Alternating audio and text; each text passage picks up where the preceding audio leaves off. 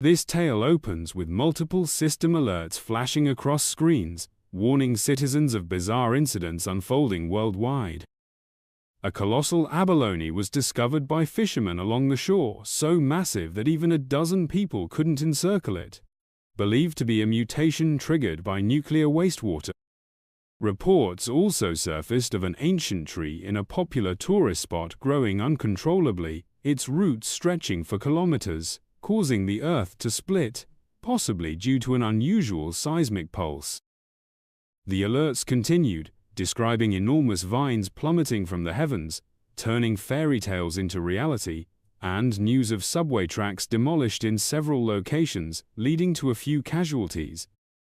Most dismissed these as mere sensationalist headlines, no different from the fabricated zombie bite scare years prior.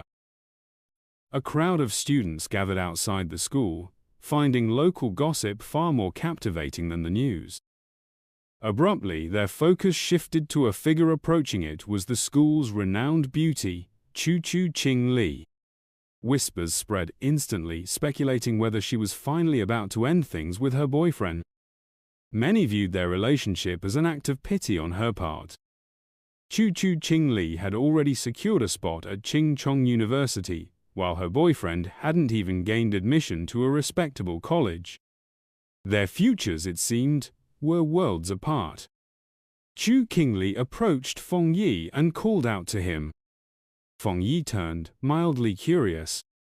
With an icy demeanor, she declared she'd reflected deeply and concluded their relationship was impractical. High school romances, she said, inevitably reach a moment where reality dawns, revealing incompatibility. A shared life, in her view, demanded not just bravery but alignment in status. For these reasons, she believed it was best to part ways. She silently scoffed, convinced that no matter how he tried to win her back, it would be futile. Fang Yi stayed quiet, and onlookers assumed his silence stemmed from shock so profound it had left him shattered or unhinged. After all, she was the school's dazzling beauty. They anticipated he'd drop to his knees, pleading for another chance. Yet upon closer inspection, they simply deemed him unworthy of a wealthy, stunning girl-frog lusting after a swan. With a steady gaze, Fang Yi agreed to the breakup, stunning Chu Ching Li and the crowd. Seeing she had nothing more to say, he turned away to leave. Flustered, she called after him. Fang Yi glanced back with a sharp look and asked what she wanted. Her eyes blazing with fury, she insisted she didn't care about his thoughts or any schemes he might devise as she was done with him, and she wanted that crystal clear.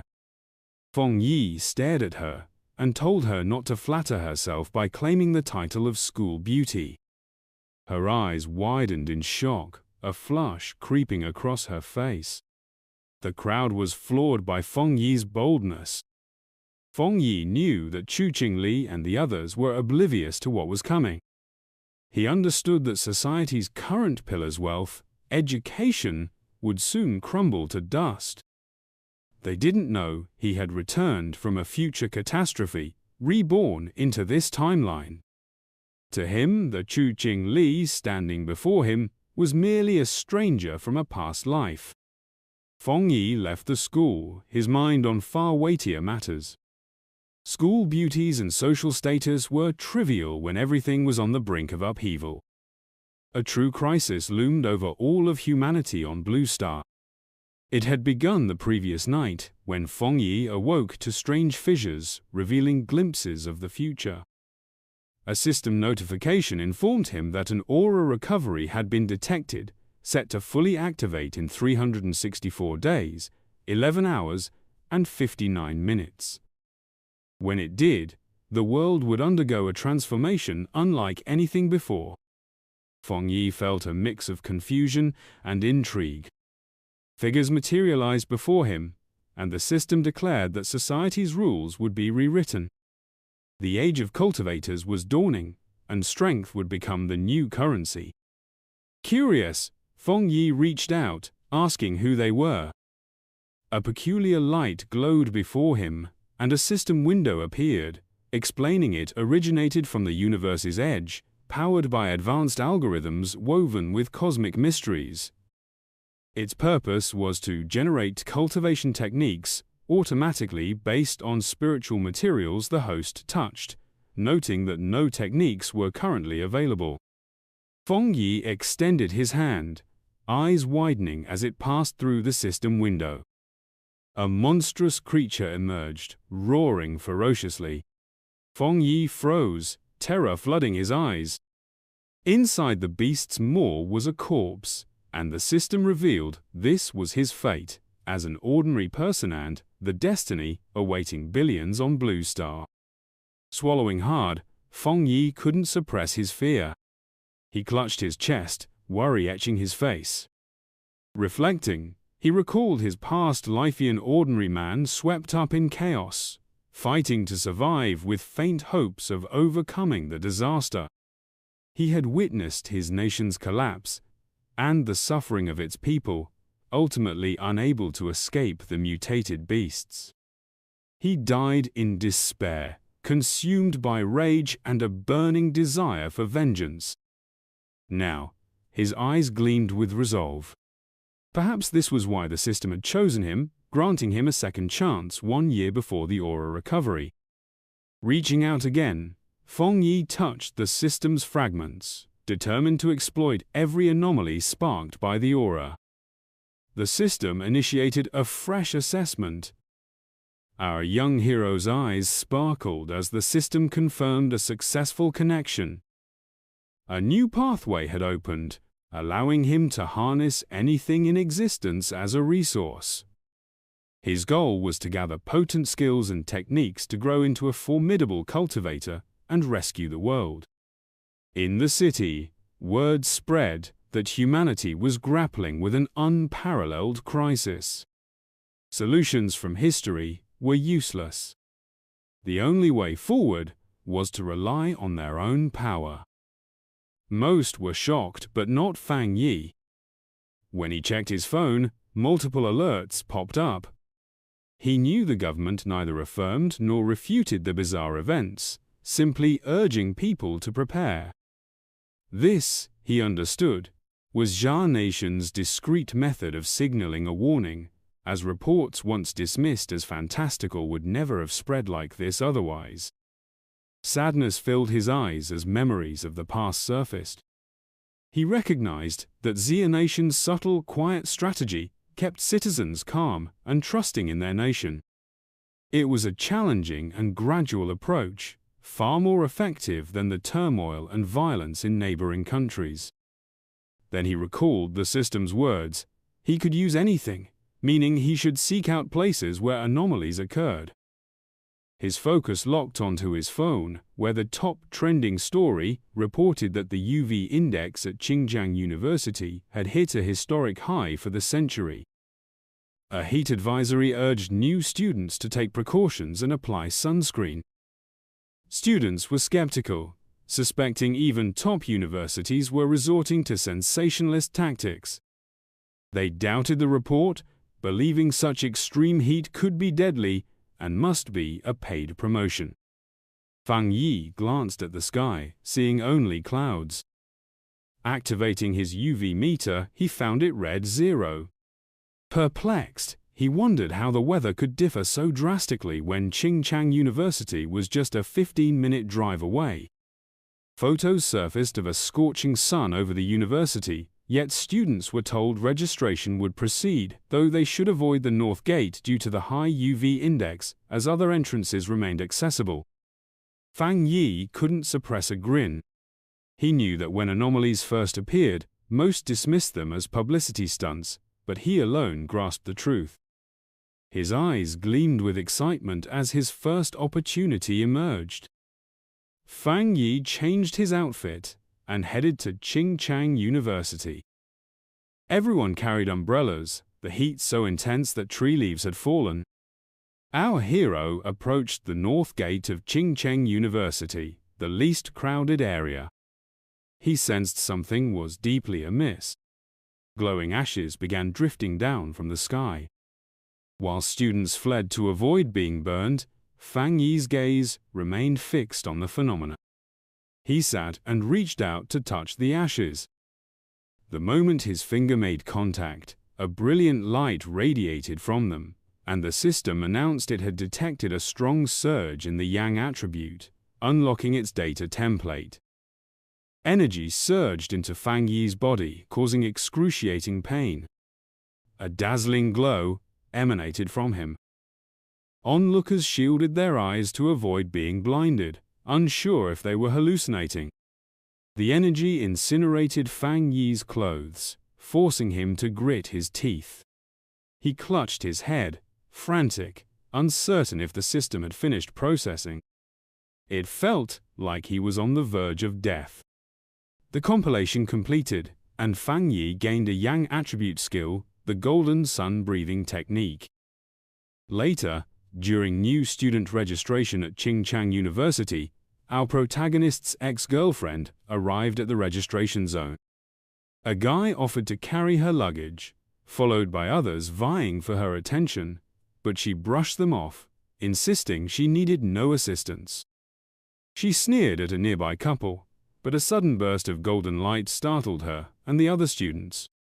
A loudspeaker blared, warning everyone to steer clear of the north gate. Her expression turned grave, and she decided to investigate. At the north gate, a massive surge of golden energy illuminated the area. A shadowy figure emerged from the smoke, exuding a powerful aura. He took a deep breath, his eyes glowing with intense golden light. A screen appeared, notifying him that he had developed a new technique and earned 50 points. He glanced at the screen, wondering about the points' purpose, deciding they'd likely be useful later. Time passed, and night fell under an oddly shaped moon. The young man began practicing his new breathing technique. The next day, a brilliant sun shone, and a fresh energy pulsed through the university. Some students noticed the sky briefly darken and cool as they rushed to the north gate. A large crowd gathered to see what was happening. The university's dean, furious, demanded to know why no one heeded the warning to avoid the area. A group pushed through the crowd, which parted as they reached the center. A hooded figure, with a stern expression, instructed the dean to seal off the north gate entirely.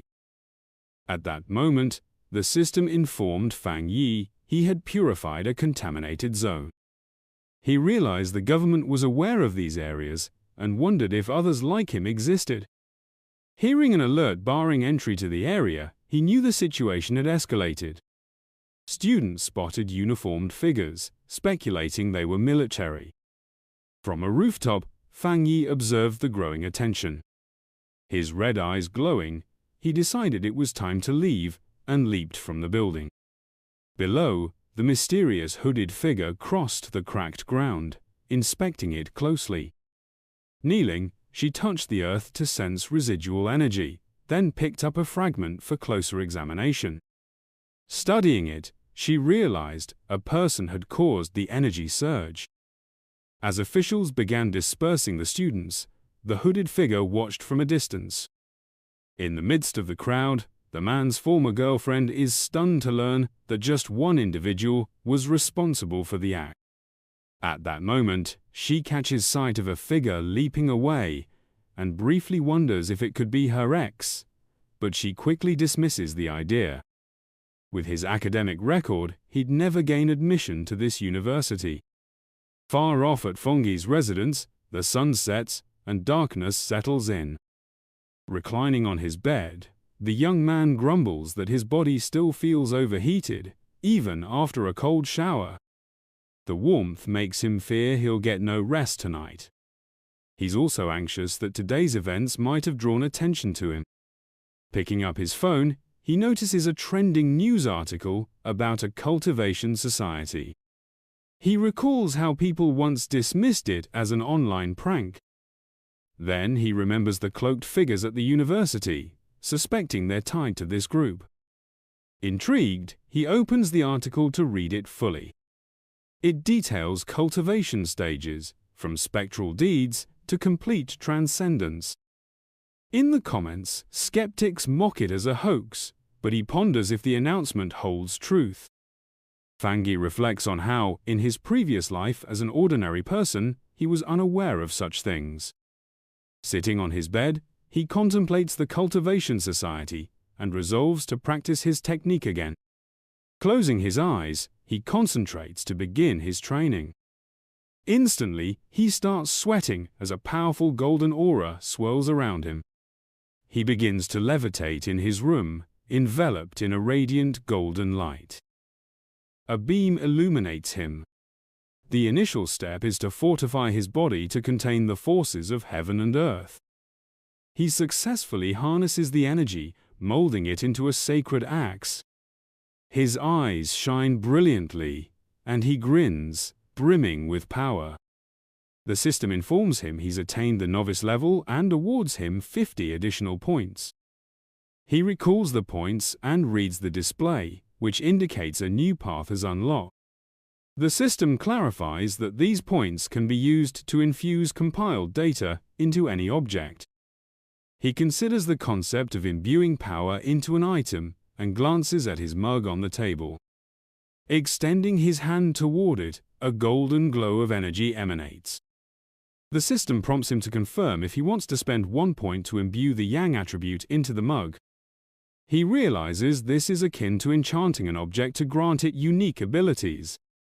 He muses that enchanting a weapon would create a personalized tool for combat. He decides a powered-up weapon will be crucial for what lies ahead. Spotting a small sword on his shelf, he chooses to test the power on it, thinking that if successful, he'll acquire a proper weapon to prepare for monsters. Suddenly, an odd noise from outside the building interrupts him in the dead of night. Outside, a shadowy creature with massive claws lurks, observing Fang Yi's apartment. Its glowing red eyes and sharp teeth gleam in the dark, resembling a monstrous demonic rabbit poised to strike the building. Unaware of the approaching danger, the young man lies in bed, uneasy from his new cultivation method. His eyes, now red, puzzle over the source of the sound, which resembles a rat. He rules out it coming from inside or the pipes, suspecting it might be a neighbor's pet. As he moves through the living room, he reasons that his enhanced hearing makes it normal to pick up neighborly sounds.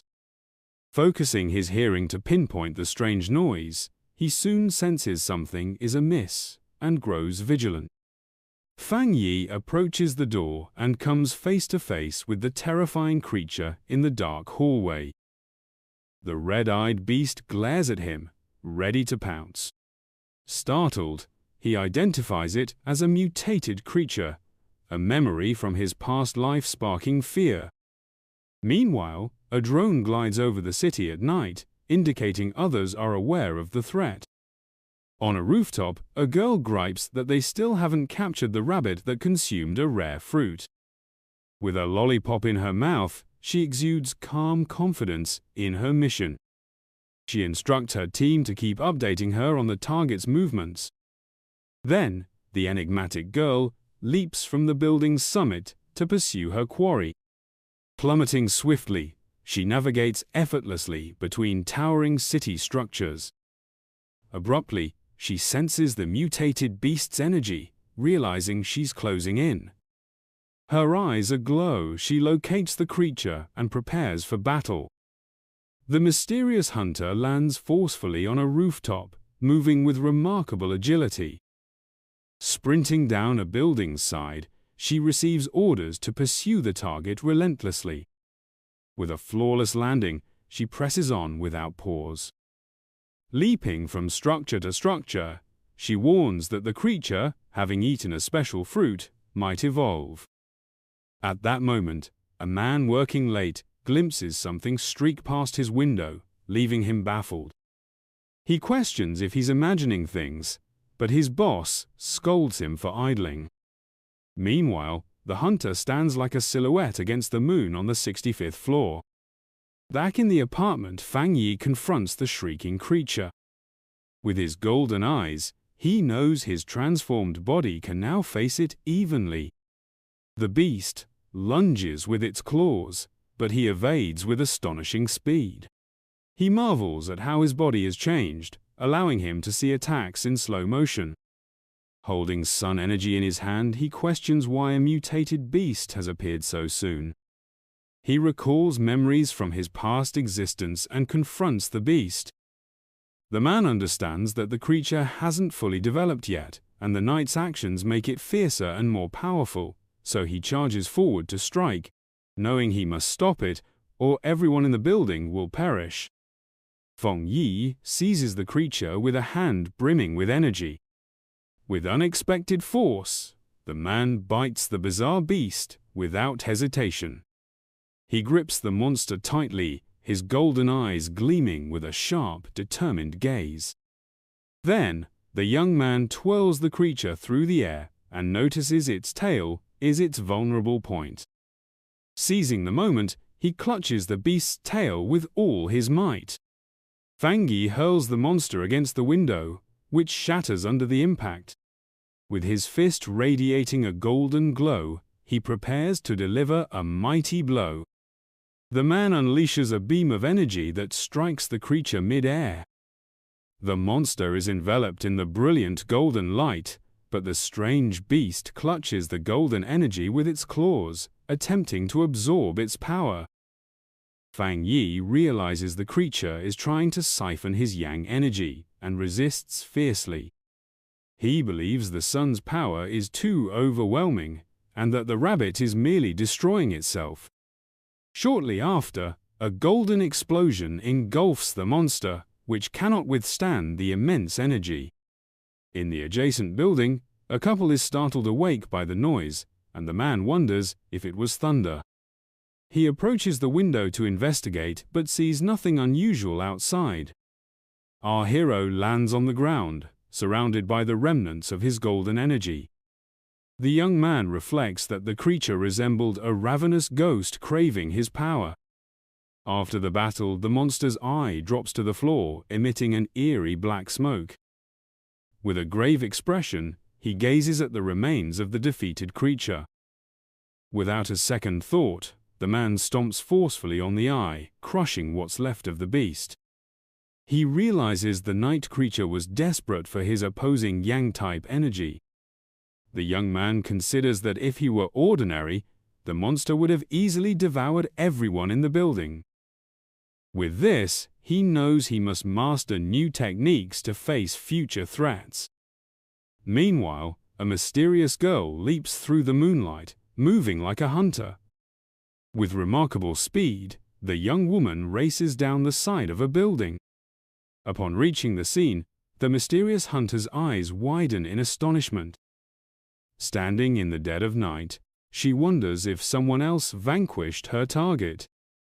Kneeling beside the ground, she observes that the target has been obliterated and vows to recover the night attribute. But as she touches the monster's remains, she's startled by a lingering golden energy. The young woman feels an intense heat and a searing power that forces her to recoil immediately. She recalls the energy from the university gate and realizes this is no mere coincidence.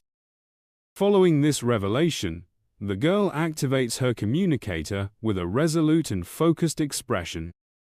She reports to her base that a powerful new forerunner with a unique ability eliminated the target. A voice on the communicator inquires if the same individual cleared the gate and killed the rabbit.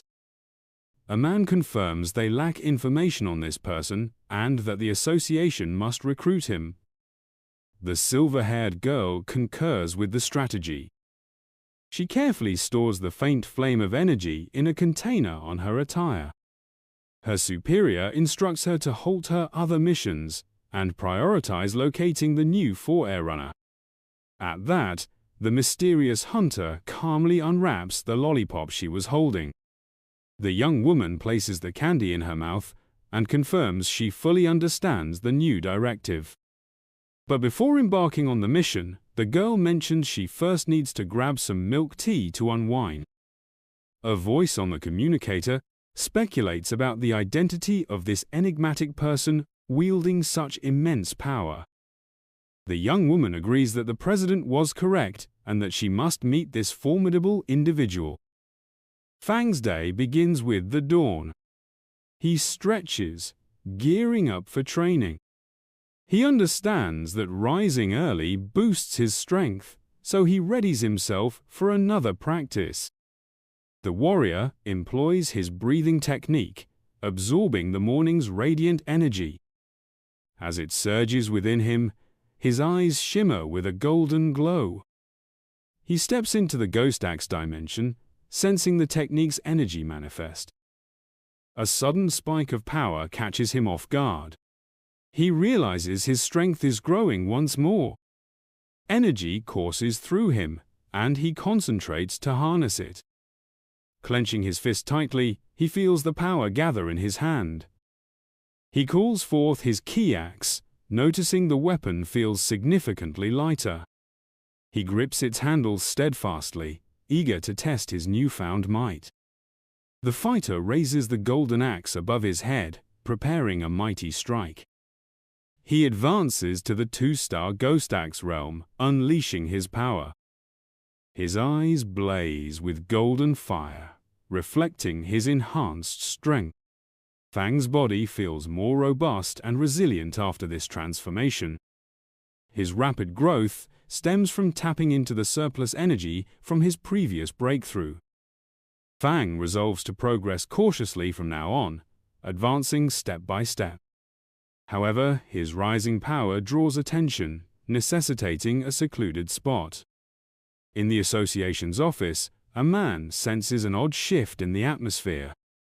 He notices a change in the sun's energy and wonders if it's the new recruit again. Fang locates a tranquil riverside to pursue his plans. A system interface appears, and he confirms he'll imbue his weapon with a unique trait. He recalls attempting this with another item which couldn't withstand the energy. This time, the new blade syncs with his power, forming a solid bond. A system notification verifies the encoding success. Thrilled with his upgraded weapon, he prepares to test its remarkable strength immediately. The test outcome stuns him with the immense power the sword unleashes. A massive golden beam shoots skyward from the blade. The warrior lands, his sword ablaze, feeling the energy surge through him. The swing nearly ignites a fire, revealing the danger of his strength. The smoke from the attack is noticeable, so he knows he's been spotted and must depart. A young woman races toward the smoke he caused. She grumbles that she stepped away briefly and missed it all. Abruptly, she halts, seeing the river is boiling. An agent flies over the affected area, pondering what the newcomer did to the landscape. She can already picture the scolding she'll receive, as things have gone awry since his arrival. A golden glint in the distance piques her curiosity. The hunter is astonished by what she detects. It seems impossible. His power leaped from 1 star to 2 stars, and he crafted a spirit weapon. The association possesses only 2 such weapons, and their creation process is largely unknown. The young woman grows wary, questioning how he gained such power alone, but she dismisses her doubts and begins cleaning up his mess. Far off, Fang Yi contemplates how his weapon now holds the yang attribute, yet he craves more. The system can encode anything, so he plans to add further traits to the blade. Suddenly, his phone vibrates with a message from an unknown sender. He forgot about staying discreet. Now, a stranger invites him to a pioneers group. He's stunned to learn official members must be at least Ghost Axe realm level. The stranger mentions a new pollution zone and invites him to a group hunt. He requests the location, and the stranger sends a file about the lava dragon of the Shadow River. The zone features lava and shares his yang attribute. Thus, Fang accepts the invitation. In the distant Binmu district, a team awaits old Li's friend. One member notes the girl's map was so clear he arrived effortlessly. The blonde girl expresses gratitude for their presence and stresses teamwork. She's from the Cultivation Association and finds the local pioneers lacking in strength. Few know the Cultivation Association is a government entity. Joining it was tough, requiring her family to pull strings, so she dreads failure. Just then, an explorer spots the newcomer and calls out, "Fang!" Fang Yi makes a bold entrance with his new sword, introducing himself to the group. The agent is taken aback by his power, but senses his aura is warm, not threatening. With the team assembled, the leader signals, and they head toward the cave entrance. Fang Yi volunteers to lead, asking the blonde agent to handle the light. As they traverse the cave, a member warns Fang about loose rock. They find it odd that the area isn't yet sweltering. Fang Yi reflects on how quickly the team embraced him, feeling their camaraderie is genuine in these tough times. He presses forward, and the ground beneath him shifts in color, signaling nearby danger. Suddenly, they reach a vast chamber and are awestruck by a river of boiling lava before them. Without pause, Fang charges toward the hazard, prompting the blonde agent to shout at him to be cautious. To everyone's shock, the warrior thrusts his sword into the lava. The explorers panic, yelling for assistance. A fiery blast hurls the team back, and Fang Yi's system detects a global anomaly, beginning to process the data. As he drove his sword into the lava, Fang Yi's system identified a new power, the inner flame, with extreme internal heat and explosive traits, and the Scarlet Flame Sword technique, which unleashed its force when the blade was drawn, enveloping it in fire and lightning. Determined, Fang Yi gripped his sword. His eyes and the blade glowed with fiery energy, perfectly suited for his Tang sword. Below, the other explorers, knocked back by the earlier blast, watched in awe as Fang Yi stood unscathed in a fiery vortex, realizing his weapon was absorbing the lava's energy. Fang Yi then used his script points to permanently infuse the Scarlet Flame attribute into his sword, which now radiated power. As the flames died down, his teammates assumed he'd had a minor cultivation mishap and recovered. The group was elated, noting the cave's spiritual energy had stabilized. One celebrated absorbing it smoothly, while another, on the cusp of starting his cultivation journey, excitedly shouted Xiaoya's name. The blonde agent, Xiaoya, urged them to train while she stood guard, and the team thanked her for the chance. The moment was disrupted when Xiaoya sensed figures nearing the entrance, warning that other pioneers were approaching. 3 burly men entered, led by one with an eye patch and glowing red eyes, who arrogantly claimed the resource-rich land as theirs. Xiaoya grew anxious, recognizing all 3 were at the 1-star Ghost Axe realm, a level her team couldn't match. Despite the threat, Xiaoya tried to negotiate, politely noting they arrived first and offering to include them. Her diplomacy was met with scorn. The eye-patch-wearing leader mocked her low level and demanded they leave or face consequences. Xiaoya's face hardened. She reflected on the brutal reality of survival of the fittest in this era. As a member of the Zaya Nations Association, she resolved not to tolerate this injustice. Just as tensions peaked, Fang Yi stepped between Xiaoya and the hostile leader. With his sword ablaze, he coolly asked the large man if he had nothing better to do than intimidate a young woman. The eye-patch-wearing leader stood stunned and silent. Without hesitation, Fang Yi unleashed a single devastating swing, igniting a fiery explosion that sent the 3 aggressors flying. The sudden force of the assault jolted Fang Yi's teammates out of their meditative state.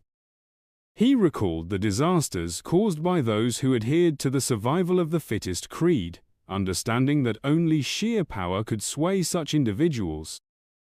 To emphasize his stance, Fang Yi thrust his sword into the earth before the opposing leader. Enveloped in a vast golden glow, he icily commanded them to leave. Shaken by this renewed show of strength, the rival leader branded Fang Yi a freak and shouted for his crew to flee as Fang Yi observed their retreat. His comrades hurried over, abuzz with awe at his formidable display. Fang Yi grinned, downplaying it and proposing they move on. As they departed, Xiaoya reflected on the immense strength Fang Yi had revealed. Realizing he had restrained himself, convinced he was a top-tier pioneer, she knew she had to immediately inform her organization of this significant find. The scene transitions to the Spiritual Energy Cultivation Association's office, where a woman on a call with Shah echoed in astonishment that another high-attribute pioneer had emerged. The office worker became flustered, aware she'd revealed too much, especially with a stern man looming behind her. She clumsily ended the call after verifying the report. The young woman eagerly asked her gray-haired superior if they were fortunate enough to have two high-attribute pioneers consecutively. He, however, somberly clarified that luck played no part, noting that every high-attribute individual was fated to become a new focal point of power responsibility that weighed heavily on him. Beneath a bright sky, Fang Yi re-entered the city. He attempted to blend in as a cosplayer, but his commanding presence and genuine blade only attracted more eyes. His stroll was disrupted when he noticed on his phone that the cave incident had already spread widely online. He scolded himself for his recklessness, knowing the flare of his inner energy was too conspicuous. Dismissing the notion that his teammates would expose him, he turned to a pressing issue. The immense yang energy he'd absorbed was driving him toward a breakthrough. He needed solitude at once and headed for the back mountain. 5 minutes later, on that same mountain, a silver-haired woman named Su Qing Ying, a garden restoration specialist, sensed a sudden potent presence. She spotted a brilliant flash resembling a small sun and identified it as a cultivator advancing to the 3-star Ghost Axe realm. The magnitude of the energy stunned her. She'd never conceived a breakthrough in that realm could be so colossal. Compelled by duty and a spark of recognition, she dashed toward the disturbance, determined to confront the enigmatic figure this time. High on the mountain, Fang Yi was immersed in his breakthrough. He drew in vast streams of golden energy, which swirled around him before coalescing into a radiant sun-like orb above his head. As he meditated in midair, the energy behind him shaped a complex, star-like, divine pattern. Golden sparks danced across his skin, his eyes blazing with immense power as he wrestled to tame the wild energy. At last, the power solidified, forming a massive divine axe of pure golden and light blue energy, crackling with intensity. Meanwhile, Su Qingying arrived and halted abruptly at the astonishing sight. She stared in disbelief as the mysterious figure prepared to wield the divine axe he'd just fought. His control was extraordinary. She marveled at how anyone could wield such vast spiritual energy with such flawless precision and stability, wondering if this man had secretly trained for centuries. The scene stirred a painful memory. Su Qing recalled her own attempt to reach the 2-star Ghost Axe level. The pressure of her divine axe had overwhelmed her, forcing her to cough blood and confining her to bed for a week. She was naturally gifted, yet she'd failed miserably. She couldn't fathom how this prodigy could manage a breakthrough far more potent than hers. As she drew closer, her amazement deepened. The sheer volume of spiritual energy, the impeccable control in every motion of the axe, and the way each fragment of power seemed refined countless times surpassed anything she'd witnessed. She concluded this person wasn't merely a prodigious anomaly, he was like a deity descended from the heavens. She also noted his calm, measured demeanor. Most pioneers, sensing an imminent breakthrough, would rush to complete it. This man, however, moved with profound experience and mental fortitude, like a master of ancient times. Her thoughts were interrupted as the massive fiery divine axe began to stir. She watched in awe as it swung purposefully eastward. At the height of his power, Fang Yi's eyes blazed with pure golden light, raw energy crackling across his face. He hovered within a dazzling storm of golden power, successfully harnessing the immense energy he'd gathered to ascend. A system window appeared, officially confirming his success. He had reached the 2-star Ghost Axe realm. The new divine axe crashed into the ground, unleashing its power in a tremendous shockwave that ripped through the mountain. Su Qing-ying braced against the surge of golden energy, which carved a wide swath through the forest before dissipating. But when she looked up, the mysterious figure had vanished entirely. Panting from exertion and frustration, Su Qing-ying couldn't believe she'd lost him again, despite arriving in just 30 seconds. A troubling thought struck her. He must have known she was tracking him. She feared that if he remained so elusive, her mission to recruit him would be futile. Just as she was about to abandon hope, an idea sparked. She shifted her gaze from the path of destruction to an ancient, towering tree now glowing faintly with residual golden light. With renewed conviction, she called out into the seemingly empty woods, addressing him as senior and asking if he was still nearby. From the forest's shadows, Fang Yi emerged, his hooded form exuding quiet confidence. His glowing red eyes fixed on Su Qing-ying. He instantly recognized her as the one investigating him for days. Realizing she'd been discovered, Su Qing-ying stood firm and formally introduced herself. She declared she was the captain of the Firefly Squad, part of the Xia Nation's Spiritual Practitioners Association, and one of the nation's earliest pioneers. On behalf of the association, she earnestly invited him to join. She admitted to tracking him for 2 days, hoping her approach hadn't offended him. As she spoke, Fang Yi remained silent, his expression unreadable beneath his hood. Su Qing-ying added that, though the public was unaware, the association's official documents were prepared. Internally, she was anxious, choosing her words cautiously, fearing she might irritate or anger the powerful man. She knew she had to speak with deference and tact. Her carefully crafted speech was cut off by Fang Yi's blunt, direct question, "Why should I join?" The straightforwardness caught her off guard. She faltered briefly, panicking over how to respond. She quickly realized that hollow platitudes would be ineffective against someone so discerning. Honesty was her only option. Composing herself, she explained the association's purpose.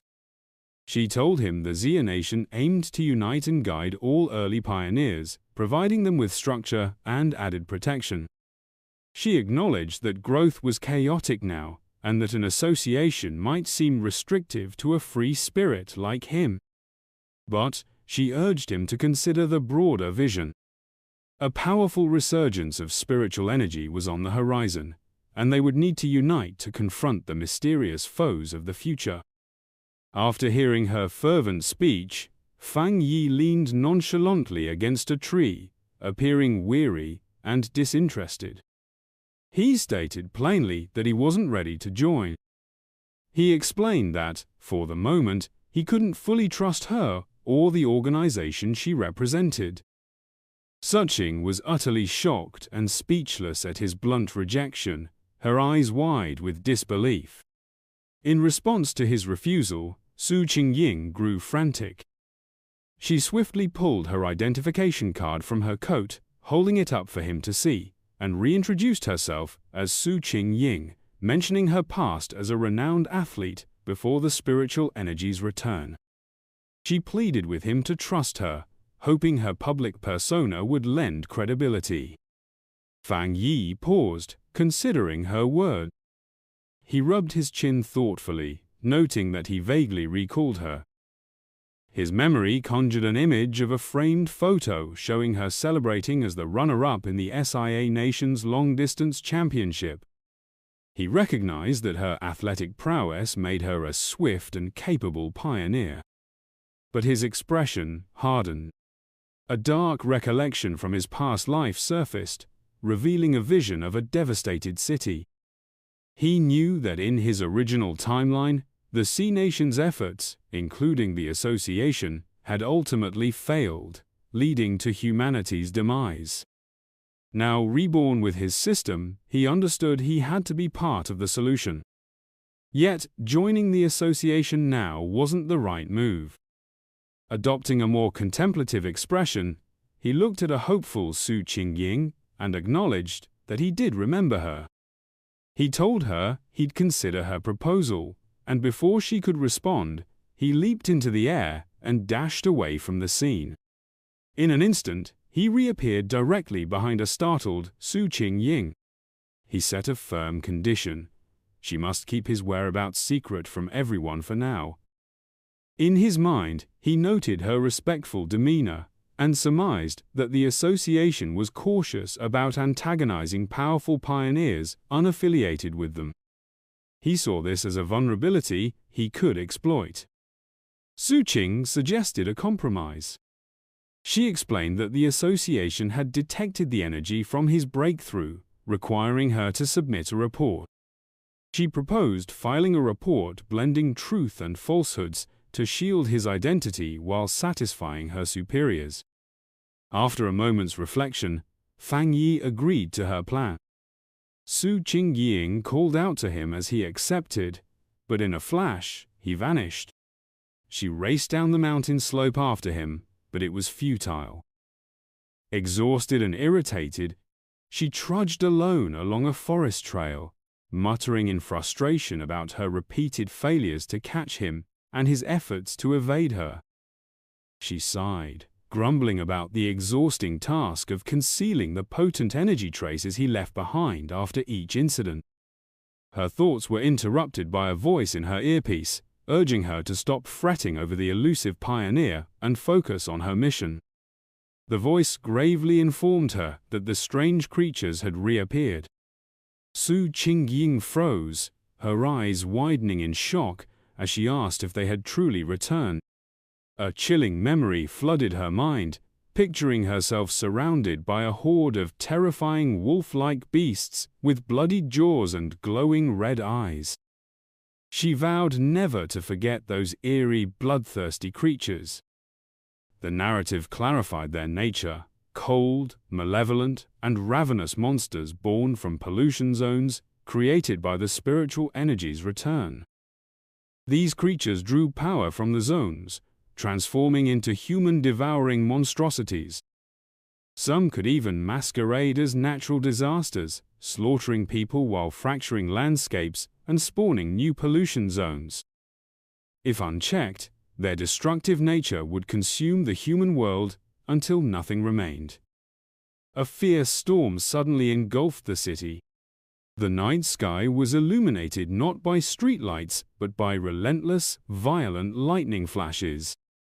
Torrential rain poured down, and red alerts flashed on people's phones, warning of a severe thunderstorm and urging everyone to stay indoors. Another alert declared the Yuhuang mountain area closed due to flooding risks. From their windows, people remarked that they hadn't seen such a ferocious storm in years, some jesting that a mighty being might be undergoing a lightning trial nearby. Concealed in a rain-soaked alley, Fang Yi observed the storm with a grim expression, his red eye glowing. He sensed the immense lightning energy in the air. Recognizing its untamed power, he knew this was no ordinary storm, but another anomaly. With its energy concentrated at a single point, his gaze pierced through the city's buildings and fixed on a distant mountain peak repeatedly struck by lightning. He had located the storm's epicenter.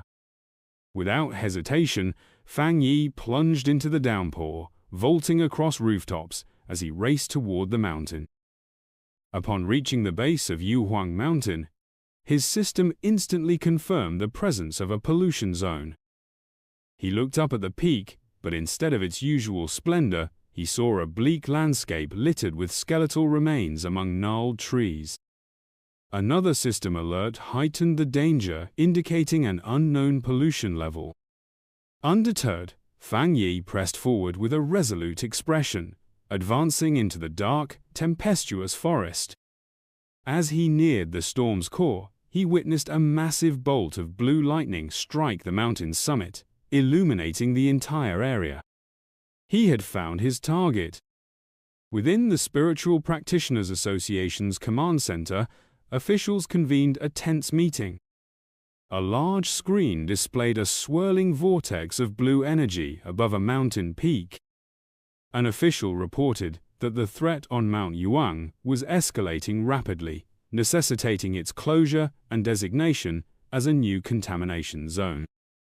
The stern-faced association leader declared the situation so dire that he had to reassign Su Qingying from another critical mission.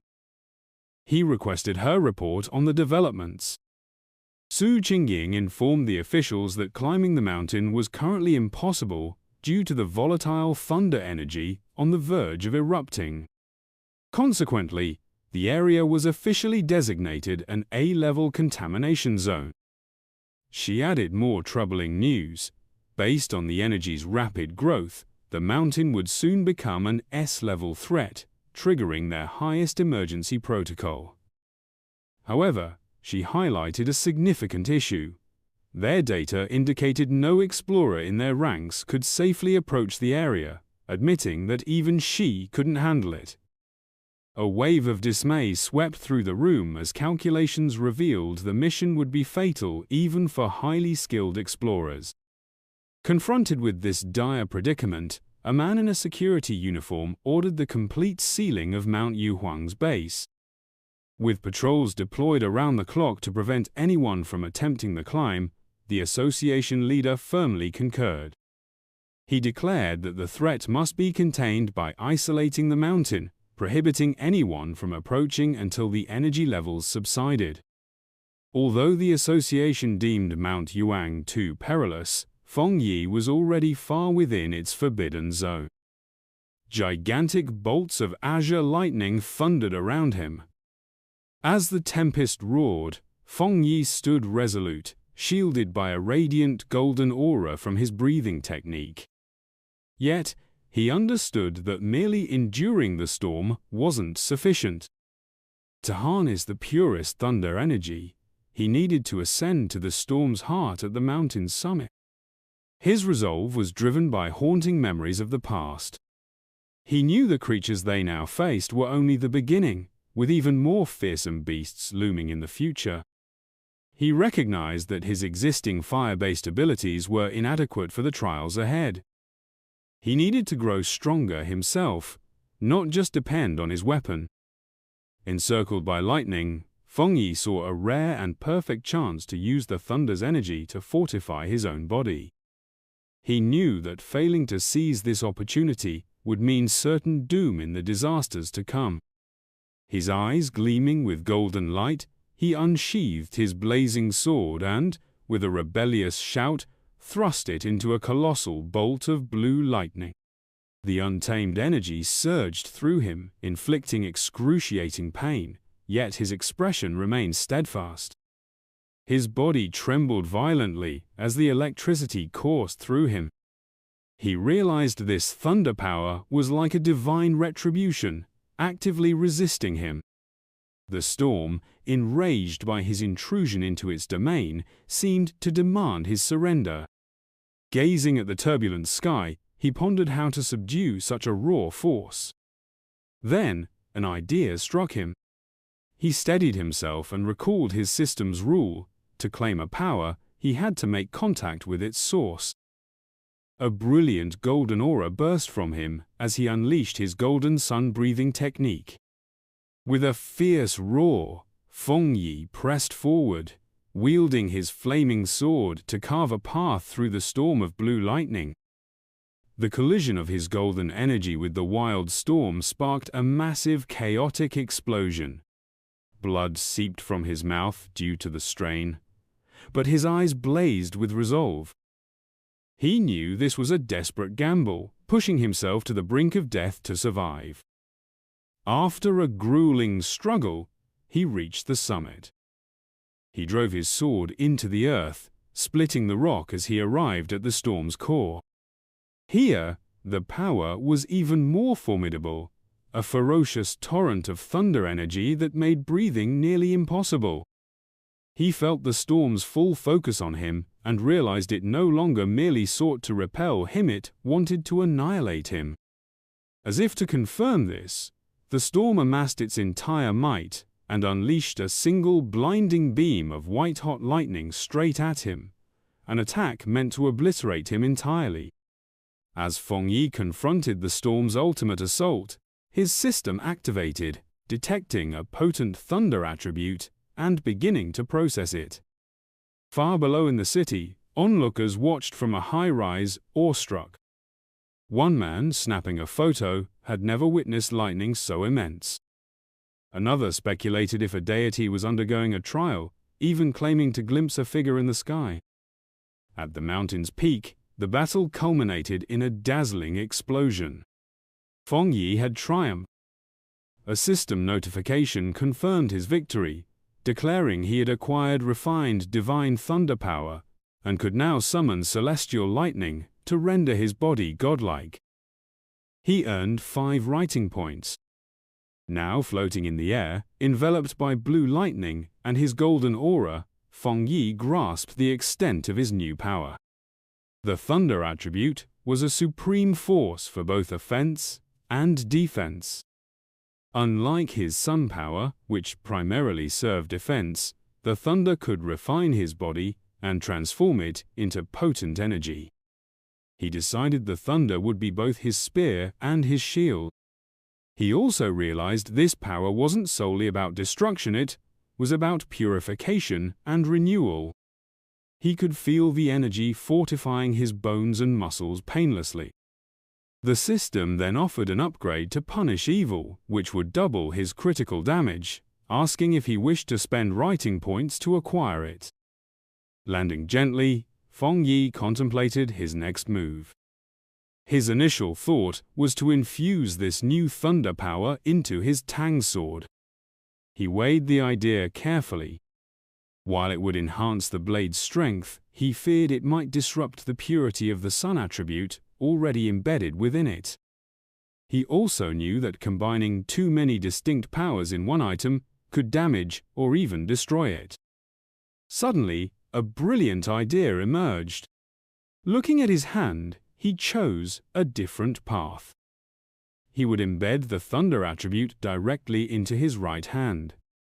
The system promptly responded, asking if he wanted to infuse the thunder attribute into the selected item. A confident smirk crossed his face as he issued the command. Instantly, all the wild blue lightning in the air surged into his right hand as he claimed the storm's power for himself.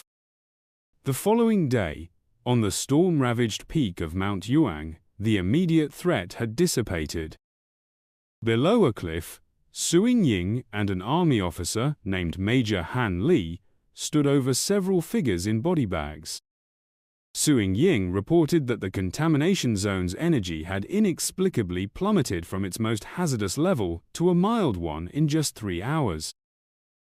Though some residual electricity lingered in the air, Major Han Li listened and quickly deduced what had transpired. Someone had been there, a seeker, an individual who actively pursues such dangerous phenomena. Suing Ying was stunned, wondering if another seeker was involved and whether they could have survived. She knelt to search for clues but found nothing, suspecting the heavy rain had erased any evidence. She concluded the seeker must have safely left the mountain around 8 p.m. the previous night. Major Han Li concurred with her timeline. The strange event began around 6:00 p.m., and the army sealed the mountain at 7:00 p.m., meaning the seeker must have ascended before the closure. He noted that their instruments had predicted the danger would reach grade S, but after 8 p.m., the energy abruptly dropped. Standing where the lightning had been most intense, the Major offered his own theory. The Seeker not only survived the lightning but likely possessed a thunder-related power, turning the catastrophe into a remarkable opportunity. He concluded this individual was the direct cause of the sudden shift. The Major then voiced his greatest concern. Such people were the most dangerous because their allegiances were unknown. Suing Ying agreed, noting that if such a powerful person posed a threat, the devastation they could unleash would be immense. They needed to be found swiftly. Miles away, lounging on his couch and unaware of the military operation now targeting him, Fang Yi let out a loud, sudden sneeze. Back on the mountain, Major Han Li made his decision. He issued a firm order to his troops: locate this individual immediately, at any cost. The inquiry into the events on Yu Huang Mountain commenced immediately. The military aimed for the Spiritual Practitioners Association to swiftly enlist the enigmatic figure known as Tyrant. Meanwhile, they planned to keep all details of the incident under wraps and launch their own probe.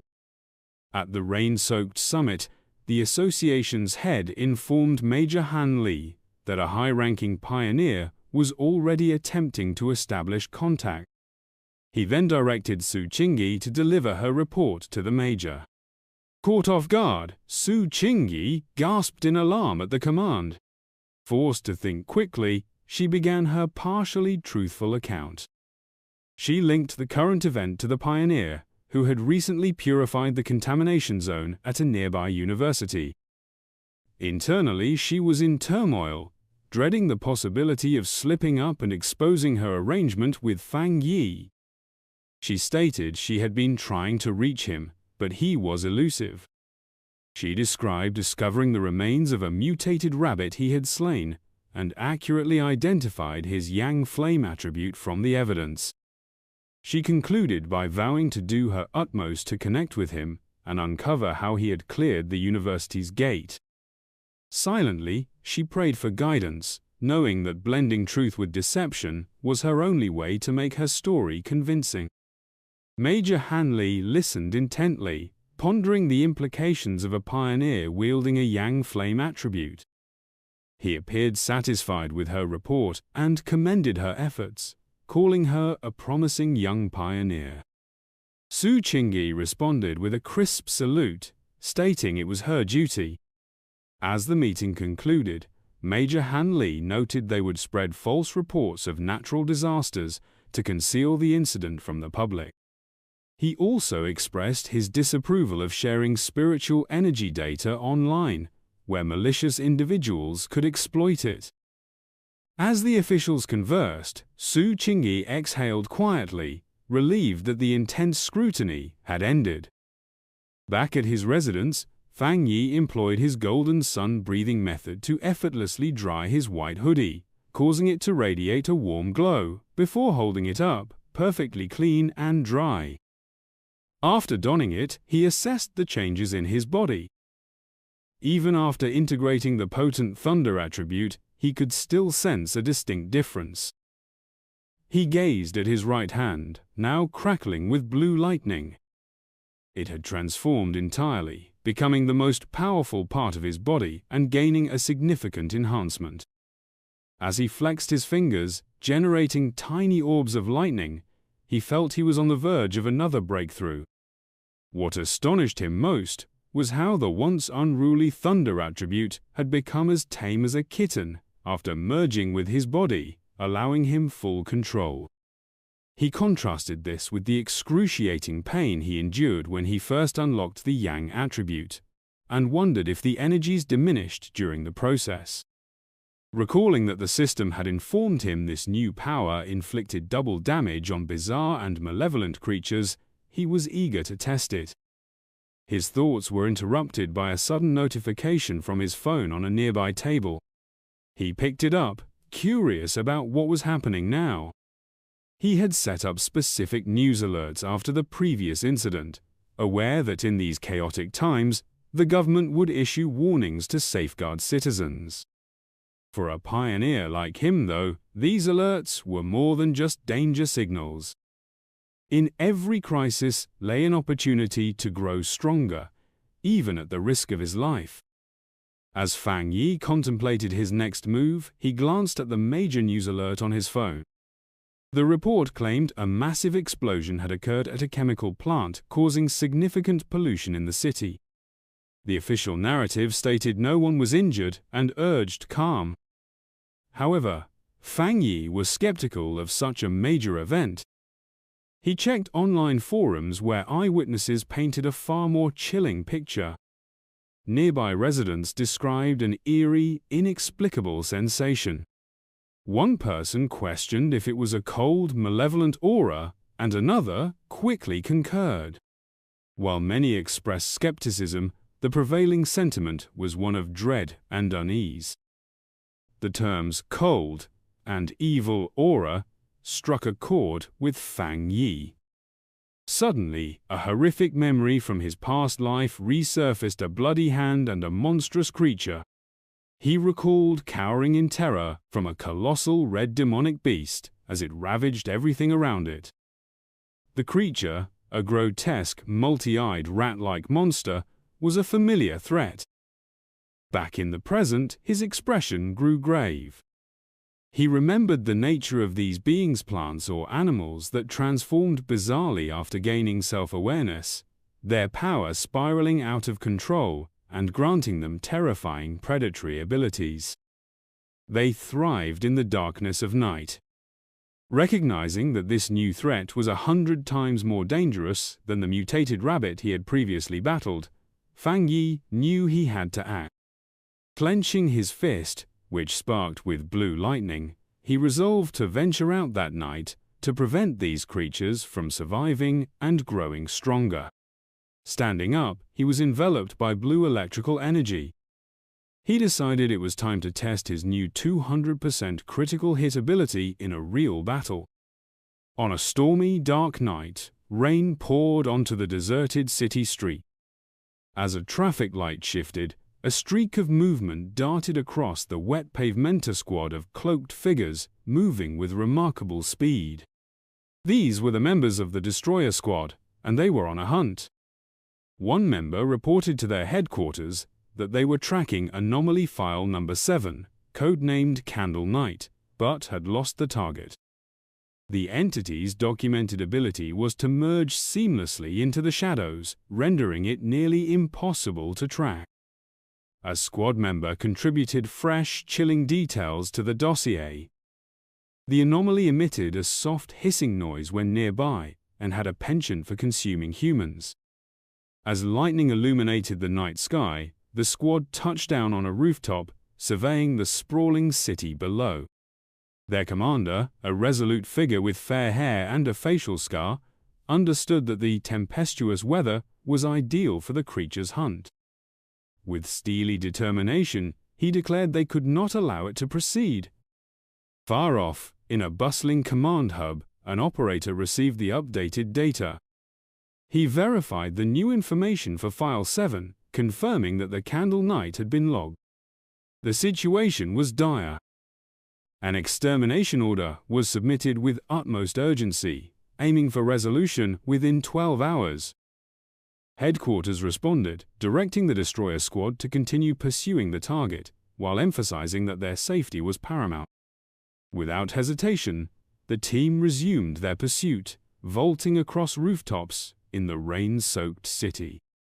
The squad leader paused, studying a glowing holographic map dotted with red markers indicating active anomalies. He knew a 12-hour response window wasn't swift, but it was the best headquarters could manage. The nation was vast, and with anomalies emerging everywhere, even their sophisticated resources were spread thin. As the Destroyer Squad neared the target's last known position, a warning crackled through from headquarters. The operator informed them that the area they were entering was currently under surveillance by agents from the Spiritual Energy Cultivation Association. An image of Su Qingying flashed on the screen as the operator noted that her team was monitoring pioneers in the vicinity and could be requested for assistance. The destroyer squad's leader acknowledged the transmission and asked headquarters to enlist her aid, mentioning he'd heard of her impressive reputation. Elsewhere, Su Qingying was taken aback to learn of her growing fame. The destroyer squad waited somberly in the downpour. Soon, Su Qingying and her cloaked team arrived, positioning themselves on a higher rooftop. With a hand on her hip, she gazed down at the squad and asked nonchalantly if they were the ones dragging her into overtime. The destroyer squad's leader, irked by her casual demeanor, responded sharply that the Candle Night anomaly devoured people, making this far more critical than a mere overtime request. One of Su Qingying's team members fired back, questioning whether that was the proper way to request assistance. Su Qingying then turned to depart, remarking that the destroyer squad seemed capable enough to handle it without her help. She declared that her team, the Ying squad, would be leaving. As they began to withdraw, her team members murmured among themselves, expressing concern over their leader's sharp attitude, another defending her, noting that their own missions were equally perilous. The destroyer squad's leader, gripped by sudden panic, called out for her to wait. He apologized for his brusque tone and pleaded for her assistance. He detailed the extreme danger posed by the Candle Night and emphasized that without her renowned tracking expertise, their mission would be severely hampered. He underscored that if his team failed, the city's residents would bear the consequences, as the creature would slaughter them all. After forming an alliance, the two teams gathered on a rain-soaked rooftop, poised for the hunt. Su Qingying focused intently, conjuring a radiant blue orb of energy in her palm. She declared she had located the creature. The orb's light pulsed outward, revealing the monster's position. Concealed within the shadowy, damp ruins of an old chemical plant, the grotesque, multi-eyed, rat-like beast, known as Candle Night, was devouring something. Its profile indicated a preference for darkness, moisture, and human flesh. With the target pinpointed, Su Qingying issued the order to commence the joint mission. The creature, with its keen senses, immediately looked up, detecting their presence. It leaped away just as an attack struck the spot where it had stood. A member of the destroyer squad noted that the target had spotted them and commanded the team to assemble. The squad moved with astonishing speed, their cloaks a blur as they pursued the beast. They encircled it from all directions, trapping their prey, and shouted in unison, ready to strike. One destroyer squad member surged forward, yelling the order to attack. He landed a powerful blow, sending the creature crashing into a heap of debris. But rather than weakening, the monster's form began to transform, its back sprouting red sores and jagged black spikes. With a piercing screech, the enraged Candle Night retaliated, unleashing a whirlwind of dark energy. Su Qingying frantically warned the teams to beware of the sonic wave and evade it. Her warning came a fraction too late. A massive sonic blast erupted from the creature, hurling the squad members backward. The destroyer squad's leader was flung off the rooftop, crashing onto the street below. A teammate rushed to his side. The leader struggled to his feet, battered but alive, admitting that if he hadn't dodged at the last moment, his bones would have been shattered. He realized the dire threat they faced. If the creature remained in the city, it would unleash catastrophic destruction. The battle shifted as Candle Night continued its transformation. It sprouted massive bat-like wings and emitted a roar, its throat glowing with emerald energy. It then unleashed a corrosive black substance, filling the air with toxic green fumes. The creature directed this blast at the ground, attempting to melt the pavement to burrow underground and escape. One of Su Qingying's team members alerted her to the monster's corrosive dark power, warning that anything it touched would be obliterated. She added that their team lacked the strength to counter it. Su Qingying, however, remained composed. She instructed her team to stay vigilant and avoid disrupting the Destroyer Squad's formation, emphasizing that their primary role was to collect data and support strategy. Meanwhile, a Destroyer Squad member wielding a dagger prepared to strike the fleeing creature. Suddenly, a pair of sinister red eyes gleamed from the shadows. The winged Candle Knight lunged, narrowly evading an attack from a leaping squad member. Infuriated, the Destroyer Squad leader shouted at his team to prevent the monster's escape. The winged beast soared through the city streets, pursued by the cloaked members of the Ying Squad. From a high vantage point, Su Qingying and two of her teammates observed. Abruptly, she detected a sharp surge in spiritual energy from the creature's direction. Sensing a critical development, she ordered her team to remain outside while she pursued the creature alone. The chase led them to a vast, dark, abandoned factory. Inside, Su Qingying announced she would scan the area's spiritual energy. The Destroyer Squad's leader noticed the sophisticated watch on her wrist. She confirmed it was a new device from the association, explaining that it indicated a safe energy level for a squad was 50. Candle Knight's reading had been 48. Suddenly, the device began flashing erratically, the reading soaring past 80. Su Qingying shouted that the energy levels were spiking uncontrollably. At that moment, a colossal shadowy figure with glowing green eyes emerged in the rafters above. They had been lured into a trap. Su Qingying realized with dread that there was more than one creature in the factory. The shadowy, monstrous face of a second beast loomed behind them. The Destroyer Squad's leader panicked, shouting that they needed to retreat immediately.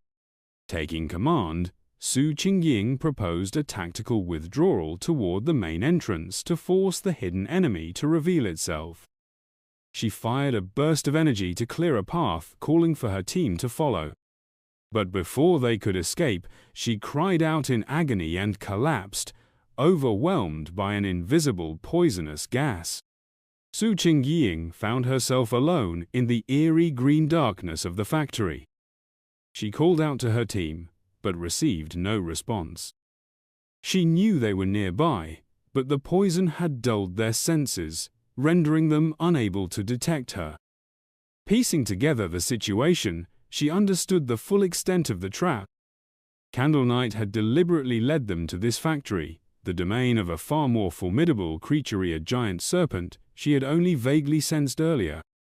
As if summoned by her realization, the massive, armored head of a shadowy serpent with glowing green eyes loomed over her. She realized now that, unlike the straightforward dark energy of the Candle Knight, this entity's shadowy mist was a potent toxin, and they had been inhaling it since their arrival. The gas operated stealthily, immobilizing its prey while sapping their spiritual vitality. Resisting would only deplete their strength more rapidly, ensuring their demise.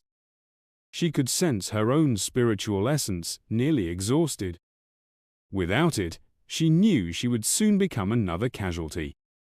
As her strength faded and she crumpled to the ground, she despaired at the chilling cunning of a creature that was merely toying with them. Shutting her eyes, she wondered if this was the end. Sprawled on the factory floor, defeated, Su Qingying glimpsed a solitary beam of light piercing the greenish gloom overhead. A spark of hope flickered in her gaze. Abruptly, the factory's ceiling burst inward, and a dazzling radiance flooded the space. Her eyes widened as a figure descended through the breach. It was Fang Yi. He landed elegantly amid the debris, his cloaked silhouette stark against the glowing gap above. He faced the enormous serpent, instantly recognizing it as a creature of dark essence. Without hesitation, the serpent struck, its massive fangs aimed at him. Simultaneously, the Candle Knight creature erupted from the shadows, attacking from behind. Fang Yi evaded the serpent's lunge and found himself confronting the snarling, rat-like beast. As the two monsters closed in, he grasped the full extent of the trap he had stumbled into. In a stunning move, Fang Yi allowed the Candle Knight creature to sink its teeth into his shoulder. As blood sprayed, he acknowledged their remarkably clever strategy, one creature to lure the prey, the other to deliver the kill. He mocked the beast clamped onto him, questioning whether it relished biting its victims so much. In response, he unleashed his newfound power. Brilliant blue lightning surged from his body as he dared the monster to taste his thunder essence. Simultaneously, he launched a tremendous beam of golden solar energy from his free hand, striking the charging serpent directly. Now enveloped in crackling electricity and freed from the stunned rat-like creature, Fang Yi turned his full focus to the serpent, unleashing a torrent of golden flames, while challenging it to test its resilience against fire. The colossal serpent surged forward with a deafening bellow, its massive jaws agape, ready to devour its target. With remarkable nimbleness, Fang Yi evaded the assault, somersaulting through the air while brandishing his radiant golden blade. Upon landing, he calmly taunted the beast, directing its attention to his gleaming sword, a bold provocation to the enormous creature. The serpent hesitated, wary of the luminous weapon. Seizing the moment, Fang Yi launched a counter-strike, vaulting into the air and delivering a mighty slash across the serpent's face, his blade enveloped in the sizzling blue energy of his lightning power.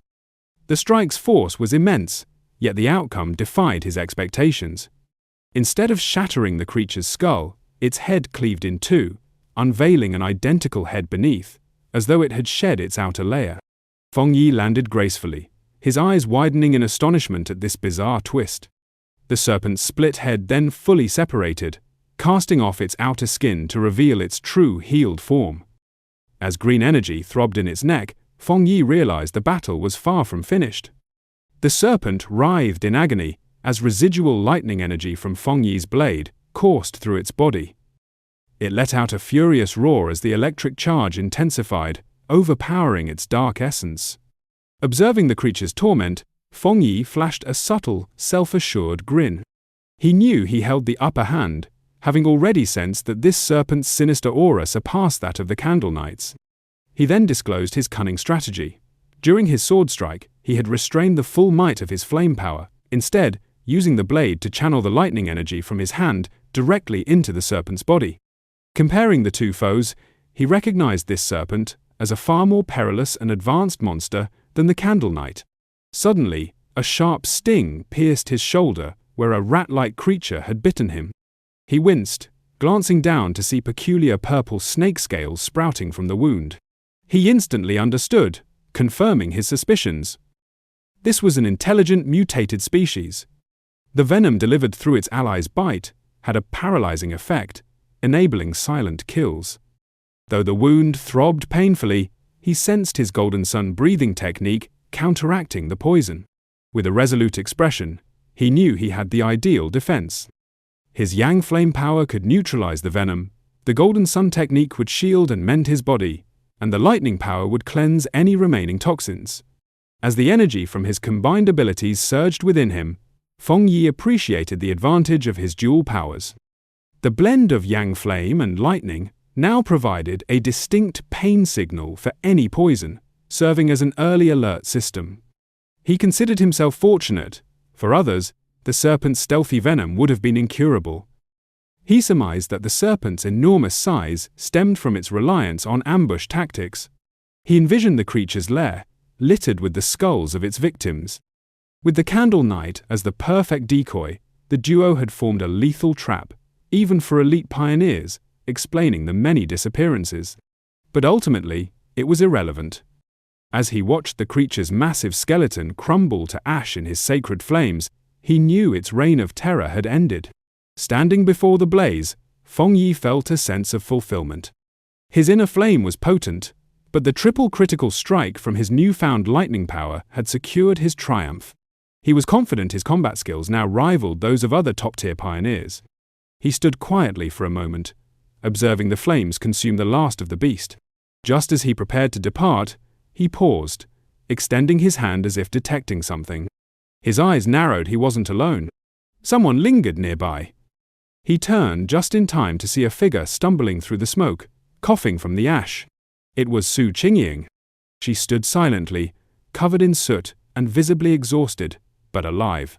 As the smoke cleared, Fang Yi saw the unconscious members of another squad, with Su Qingying seated among them. Recognizing her as an agent from the association, he coolly remarked that she didn't need to feign unconsciousness, adding that her act of playing dead could use improvement.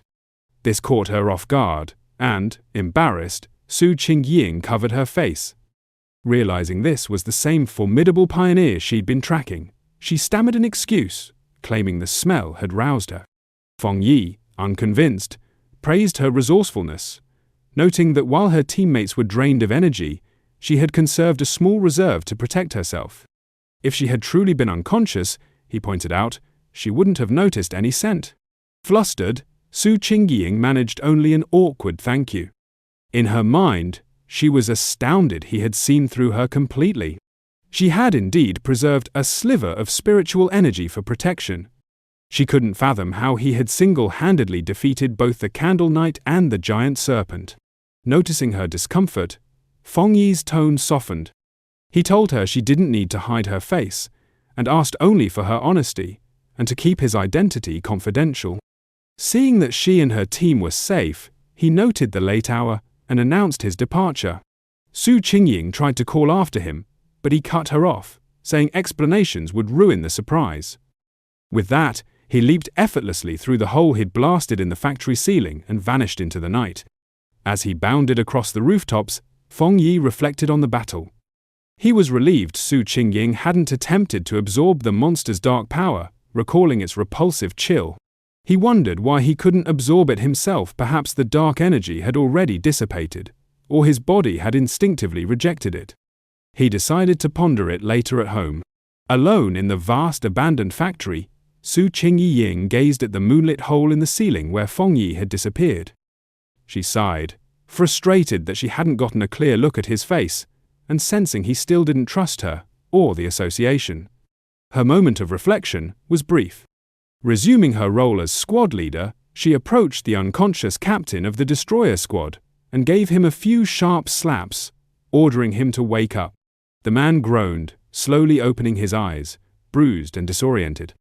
His first reaction was panic, bolting upright and shouting that they'd been ambushed. Su Qingying regarded him calmly. The leader and his squad then noticed why she was so composed, the enormous smoldering skeleton of the giant serpent. They stared in utter disbelief. Confused by the scene, the leader demanded to know what had happened, and the source of the powerful yang energy. Su Qingying calmly explained that a formidable pioneer had saved them. She continued her carefully crafted report, noting that this pioneer was likely the target of her original mission, a highly skilled individual with a yang attribute. She let her words trail off, implying his appearance was a fortunate coincidence. The other squad members were in awe, one remarking that it was unthinkable for a single person to defeat both monsters. Su Qingying added that she hadn't succeeded in recruiting him, and that he had even tracked her movements, adding to his enigma. Returning to their grim task, the destroyer squad leader asked about the Candle Knight's remains as he began using a green energy technique to clean the site. He mentioned the need to collect the remains for the association. As the squad started the cleanup, the leader used a green orb of energy to gather the strange dark remnants from the battle. Stepping forward, he accidentally crushed a piece of debris on the floor, which erupted in a burst of vivid blue electrical energy. He leaped back, yelping in pain from the shock, as Su Qingying watched in surprise. This new discovery only deepened the mystery. The charred remains, now recognized as those of Candle Knight, sizzled with residual electricity. The squad leader faced Su Qingying, probing her earlier report. He recalled her stating the pioneer possessed a yang attribute, but the overwhelming electrical energy emanating from the scene suggested otherwise. Both leaders crouched to examine the electrified corpse. Su Qingying was astounded by the sheer potency of the lingering thunder energy, confirming its status as a top-tier power. This observation sparked a theory in the Destroyer Squad leader's mind. Perhaps two elite pioneers had emerged, one to slay the serpent, and another to defeat Candle Knight, before departing together. Su Qingying knew this wasn't accurate. She grappled with how to convey the astonishing truth, recalling the vivid image of a solitary pioneer, wielding both crackling blue lightning and blazing golden flames. She understood no one would believe a single individual could harness two distinct high-level powers. Possessing even one marked you as exceptional, two was virtually unthinkable. Yet the undeniable evidence lay before them. The scorched skeleton of the giant serpent bore the unmistakable signs of a Yang Flame Walker, while Candle Knight's electrified remains were the clear work of a Thunder Tyrant. The combined squads could only stare in stunned silence, pondering what kind of extraordinary being this enigmatic pioneer was. As reinforcements from the association arrived, Su Qingying felt relief that she had stationed team members outside. Had she stayed inside too long without reporting, they would have declared her missing. She grimly noted that the rescue team now on site had initially been dispatched to recover their bodies. Her two subordinates, previously knocked unconscious by the serpent's venom, finally stirred. They rushed to her side, tears streaming, as they rejoiced that their captain was alive. With the threat neutralized, the association's team shifted their focus. Their mission had transformed from rescue to forensic analysis. Employing advanced scanning technology, they meticulously examined the residual spiritual energy and battle traces, piecing together the events for their report to headquarters. Soon, a specialist approached Su Qingying and the Destroyer Squad leader with his findings. After analyzing all the data from combat patterns to the methods used to kill both creatures, he concluded with 99% certainty that a single individual was responsible for both deaths. The two leaders exchanged glances, their expressions a mix of shock and grave concern. The other squad members whispered among themselves, grappling with the revelation that they had been saved by a pioneer wielding two distinct high-tier powers, a feat they had never imagined possible. They knew either monster could have easily wiped them out, yet this formidable figure had dispatched both with what appeared to be single strikes. The vast gap in power between them and this mysterious individual was staggering. Recognizing the monumental significance of this discovery, Su Qingying contacted her superior. She informed him that the data on her target had been significantly updated. Gazing up at the hole in the ceiling, she confirmed that the mysterious pioneer from the university and the powerful figure known as Tyrant were, in fact, the same person. At his office, the association superior listened calmly to her report. After reflecting on the details, he issued a new order, instructing Xiao Su to suspend her mission for now. He explained that the pioneer had saved her team, eliminated the monsters, and secured the area actions that did not align with those of an adversary. He noted that he and Major Han Li, referred to as Old Han, disagreed on the matter, and for her safety and to avoid alienating a potentially powerful ally, she was to cease all contact with the tyrant for the time being. While speaking with her superior, Su Qingying, though agreeing to pause her mission, felt compelled to share one more detail. She mentioned a theory based on her encounter when she had tracked Tyrant to the back mountain, where he was advancing his abilities. Intrigued, her boss urged her to elaborate. She described sensing an extraordinarily potent aura during that encounter. At the time, she had suspected he might possess a spiritual weapon, but dismissed it as improbable. Now, with confirmation of his dual high-tier powers, the possibility seemed far more plausible. The superior was taken aback by this revelation, questioning whether the pioneer truly possessed a spiritual weapon. He quickly grew skeptical, leaning back and deeming it highly unlikely. He argued that no matter how gifted, a lone pioneer couldn't possibly possess such a rare item without external assistance. Moreover, he pointed out, the team had detected no traces of a third spiritual energy, which would typically emanate from an independent spiritual weapon. Su Qingying swiftly clarified a crucial detail. The spiritual weapon aura she had sensed during her initial encounter with him was distinctly yang in nature. This revelation shifted the entire perspective.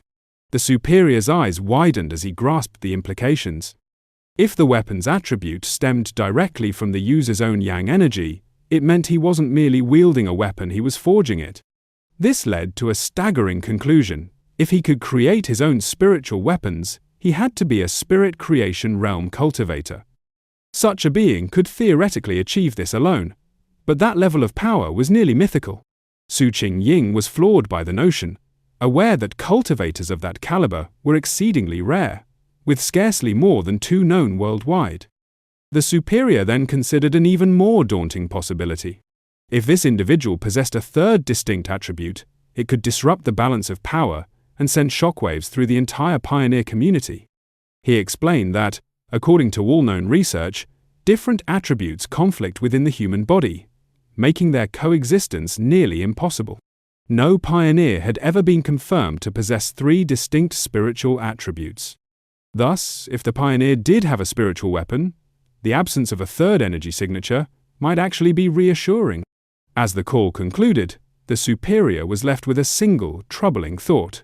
He could only hope such a formidable pioneer would never become an enemy of humanity.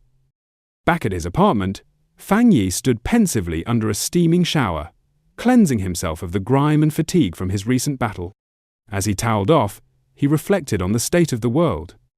He knew less than a year remained until the official spiritual energy revival, yet dangerous creatures and bizarre events were already escalating.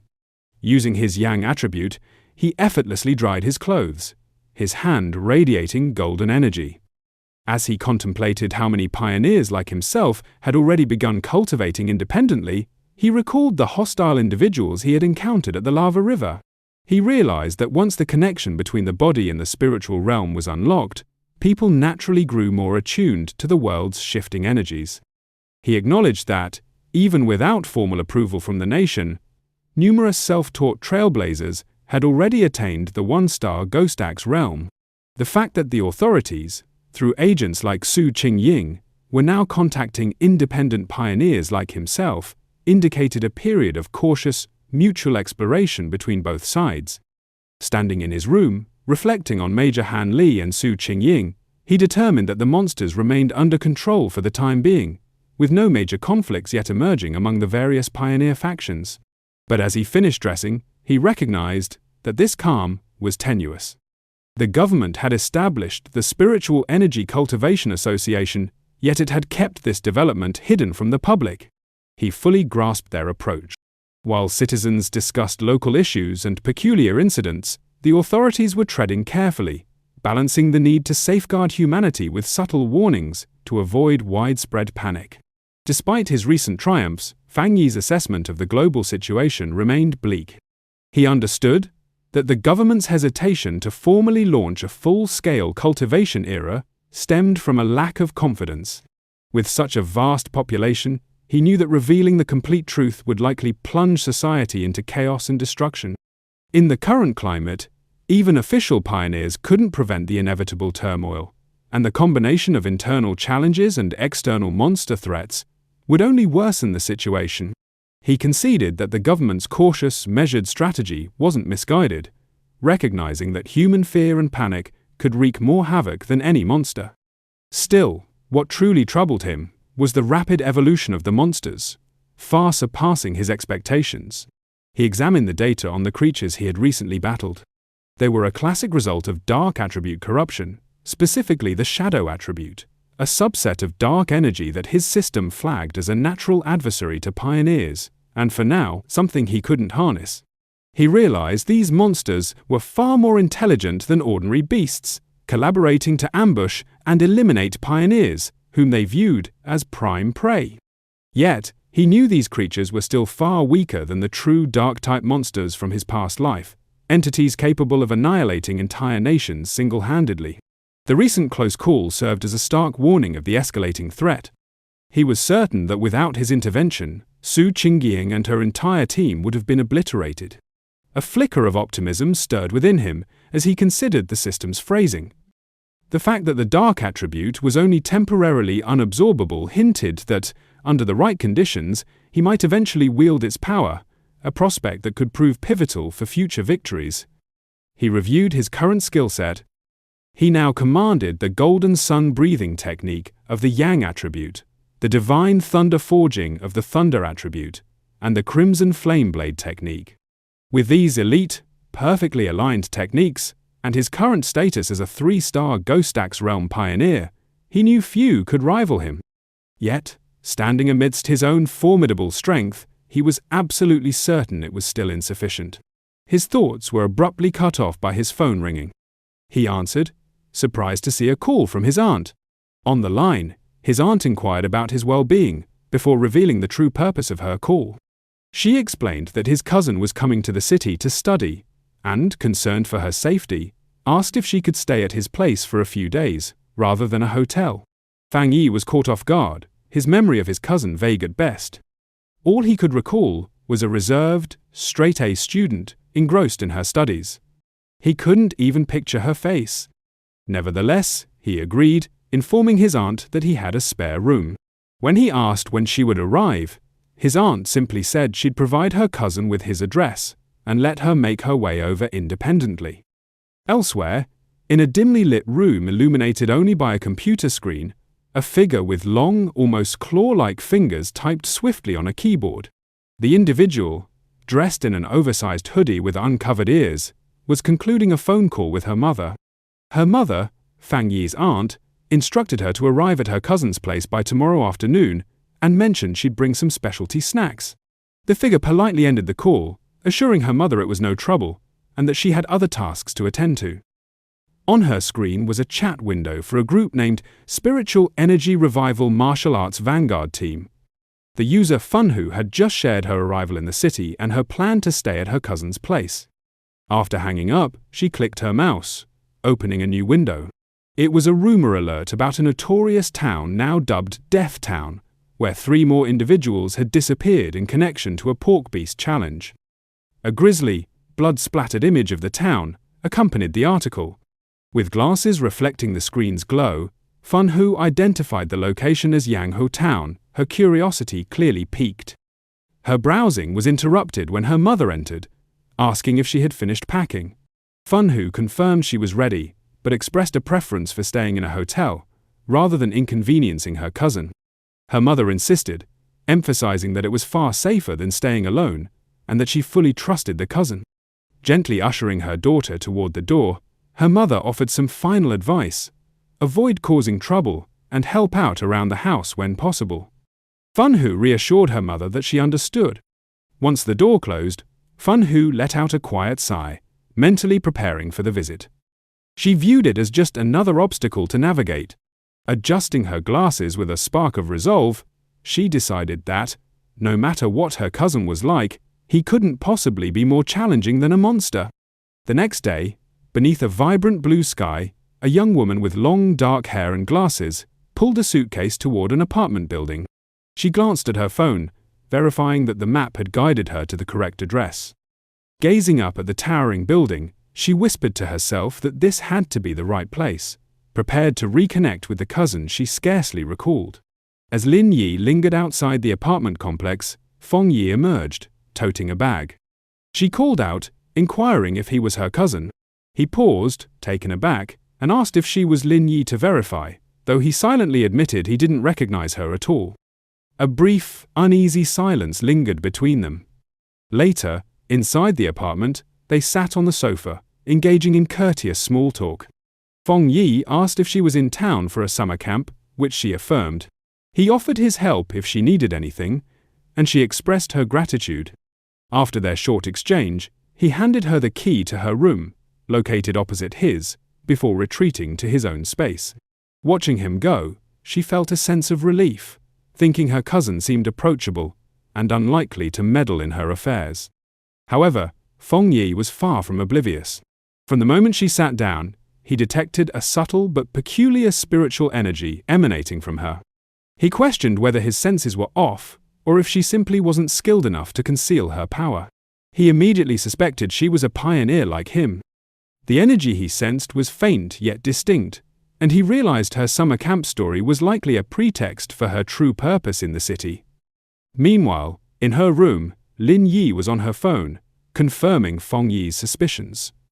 She texted her pioneer group, the martial arts vanguard team, noting that her cousin seemed kind and wouldn't interfere. The conversation shifted to recent events, with members discussing a powerful pioneer at the lava river. Lin Yi cautioned her team to stay vigilant, as many formidable individuals were still in hiding. After agreeing to wait for her signal, she signed off. She decided to avoid any cultivation for now, concerned her cousin might uncover her secret. 3 days passed. Fang Yi soon realized that sharing space with his cousin was complicating his own cultivation. His meditations were easily disrupted, like when she emerged from the bathroom wrapped only in a towel. He also worried that the vivid golden aura from his breathing technique was too conspicuous to hide. But the most challenging part was her overwhelming kindness. One evening, she proudly presented a delectable dinner she'd prepared. He tried to insist on washing the dishes, but she declined, saying it was the least she could do. He found her impeccable politeness and meticulous cleanliness almost odd. Despite the inconvenience, Fang Yi chose to play along. He figured that by allowing her to be overly helpful, she might lower her guard, giving him a chance to uncover her true intentions. Their quiet meal was interrupted when her phone buzzed on the table. Both cousins glanced at the message, their faces briefly showing surprise. Fang Yi seized the moment to excuse himself, saying he'd head to his room while she took the call. His cousin could only murmur a soft response as he left. Alone, she stared thoughtfully after him before turning to her phone. Sitting on her bed, she answered the call, her expression growing grave. She repeated the details she was receiving, confirming that the great change of heaven and earth would occur again the next day at 3:00 p.m., and she vowed to be there. Fang Yi easily overheard his cousin's conversation. She agreed to meet at the entrance of Yangho Town, a well-known suburban spot about an hour's drive away. With his suspicions solidified, he observed her through the wall, his own spiritual energy surging. He was now certain she was a pioneer. He felt confident that, at her current level, she wouldn't detect his surveillance. He was impressed by her strength. Though still a middle school student, she had already reached the 2-star Ghost Axe realm and was nearing a breakthrough. He wondered if her exceptional natural talent explained her slightly peculiar demeanor. He now understood her true reason for being in the city. The summer camp was a ruse. She had learned of the impending great change of heaven and earth, and had come to be at its epicenter. He knew each of these events offered a chance to gain a new technique to boost his own power. He pondered what kind of ability might emerge this time. Ultimately, it didn't matter. With a resolute expression, he decided that whatever power appeared, he would claim it for himself. 4. In her room, his cousin suddenly froze, sensing an odd feeling. She glanced around, wondering if it was her imagination or if someone was watching her. Seeing only the moonlit mountains outside, she brushed it off and resumed her preparations. The next day, Yangho Town was alive with activity, its mountains looming in the background. At the town's entrance, Lin Yi met a friend from her pioneer group. The friend teased her playfully about her cousin, asking if he was good-looking. Yi replied that he was a decent person but average in appearance. Her friend sighed, disappointed. Just then, another woman from their group arrived, a redhead in a purple dress. She reminded the first friend that she herself had always claimed to be ordinary. With the rest of their team assembled, the redhead declared it was time to focus. One of the male members asked if a certain she wasn't coming. The redhead confirmed it would just be the 6 of them, noting that the absent member was always enigmatic. Unbeknownst to them, Fang Yi was observing from a nearby cafe balcony, his sword at his side. He noted that his cousin's small team seemed fairly discreet. From his vantage point, he could gauge their strength. The weakest was at the 2-star Ghost Axe level, while the man who spoke was a 3-star. He also overheard them mention that their team was typically stronger, with one powerful member often absent. As he watched, his attention shifted to the mountains overlooking the town. His eyes narrowed with anticipation, sensing that the real event was about to unfold there. High in the mountains, the great change of heaven and earth finally occurred. A massive green vine descended from the clouds, resembling the beanstalk from a fairy tale. This strange phenomenon appeared randomly and wasn't destructive, but for pioneers, it was a critical clue to understanding their world's transformations. Deep in the misty mountains, Lin Yi and her squad finally witnessed the astonishing sight. The red-haired leader gazed up in awe, confirming this was their target. The group stood in disbelief before the enormous, pulsating vine. However, their awe quickly turned to fear. The group's adventurous friend suddenly paled and urged everyone to stop, warning that they shouldn't proceed. She trembled with dread, explaining that seeing the vine in person gave her an awful feeling. The leader asked if they'd seen the rumors on their internal pioneer forums. The friend's fear stemmed from a grim tale. She revealed she knew pioneers from a team who had tried to touch the vine during its last appearance.